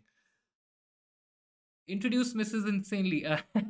I will. So for those of you who don't know, we're starting a podcast together, me and Mrs. Insanely Football. So that's gonna happen once every week. I'm trying to make it a bit more casual because I talk about a lot of technical stuff on DMs with people on Instagram through our posts. We also do videos where we talk about certain technicalities, data, metrics, and all that stuff. I'm not gonna possibly burden her with this much information, otherwise she'll absolutely run away. So we'll just try to make it a bit casual, but yeah, I mean that's the start. That's an experiment. Let's see how it happens.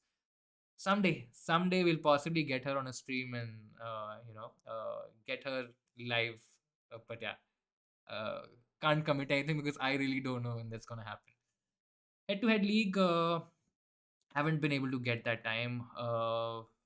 But yeah, I mean, if you have any, we of course all of the guys can join, or I can make one and we can get started.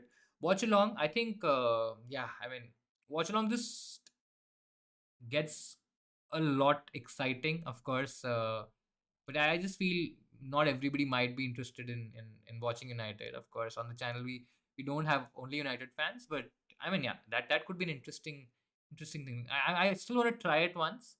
Of course, I would still want to understand how that whole thing happens, but yeah, I think it could be interesting. We'll possibly give it a shot this season.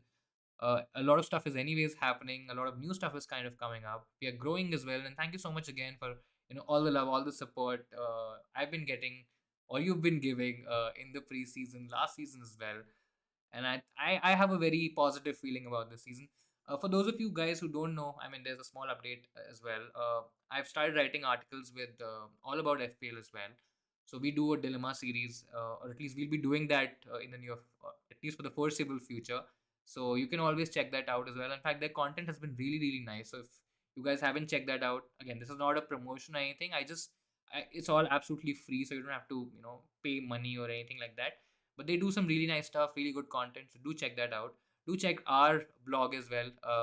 Of course, I did an announcement in the last stream that we'll also be starting our own blog. So look out for that as well. I think it's still going to take some time because there's some finer details to kind of look into. But I think podcast is definitely coming next week, midweek mostly. We'll probably do like an intro episode, just introducing her and making her a little comfortable, and then we'll kind of go from there. Um, I so right now I don't think so that the podcast would be on YouTube. I could put it there as well, but yeah, it'll definitely be on Spotify, Google Podcasts and the other podcast platforms.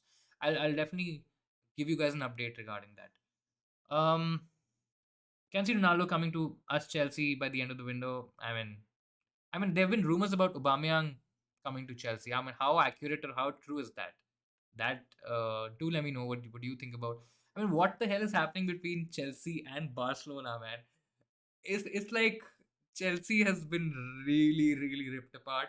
Barcelona are on a different troll level at some moment, and yeah, I mean, I could possibly see Aspilicueta and even Alonso not moving after whatever's happened already in the season window. So yeah, still a lot could change, but let's see. But it's just been funny, especially with the Cucurella news as well. I mean, uh, you know, there was a tweet by Fabrizio, who's absolutely the best journalist out there, who gives great information, accurate information, and if he says it's absolutely bang on correct. And I've been seeing, I've been following him because we were doing the transfer series as well, videos on transfer series. So I was following his Twitter account, and a lot of times what's happening, that actual teams are retweeting his tweets, and rather than tweeting about the player or about the signing themselves. So I mean, that's the value that he holds, in the football community. But yeah, that was actually very funny, where Brighton kind of backed off, and then Chelsea kind of posted about it. So yeah, all kind of weird things happening in the window. Podcast like a yeah, I mean, like a Spotify types. I mean, let's see. Still a couple of details to be fine tuned there, but I think it's gonna be on the regular podcast platforms. Um, might I think it would be a recorded one if I'm not wrong. But yeah, uh, could change there. I'm open to experiment in that regard. So let's see. Went for Perisic. The key being otherwise, I mean, yeah, bench Neto or Bailey. It's a tricky decision, right? Because if you're stuck between this, the high chance that you might not get this right. So yeah, everyone is interested in seeing United losing. I mean, I don't think so, man. I think a lot of United fans will be absolutely crazy if that happens. But yeah, Nigel, all the best to you as well. Thank you so much for joining the stream. I hope I was able to help you as always, and always great to have you on the stream. Podcast, yeah, looks like a good idea. Let's see how the response is, and then we'll see. Please post all the releases on YouTube community. I will try to include everybody there. Don't worry, guys. Don't mention Barcelona. I mean, yeah, it's just been crazy. Great, guys. I think I'll possibly head off. Thank you so much again for joining. Um, Please make sure that you subscribe to all our socials, YouTube, Instagram. Hit the like button if you've not done that so far.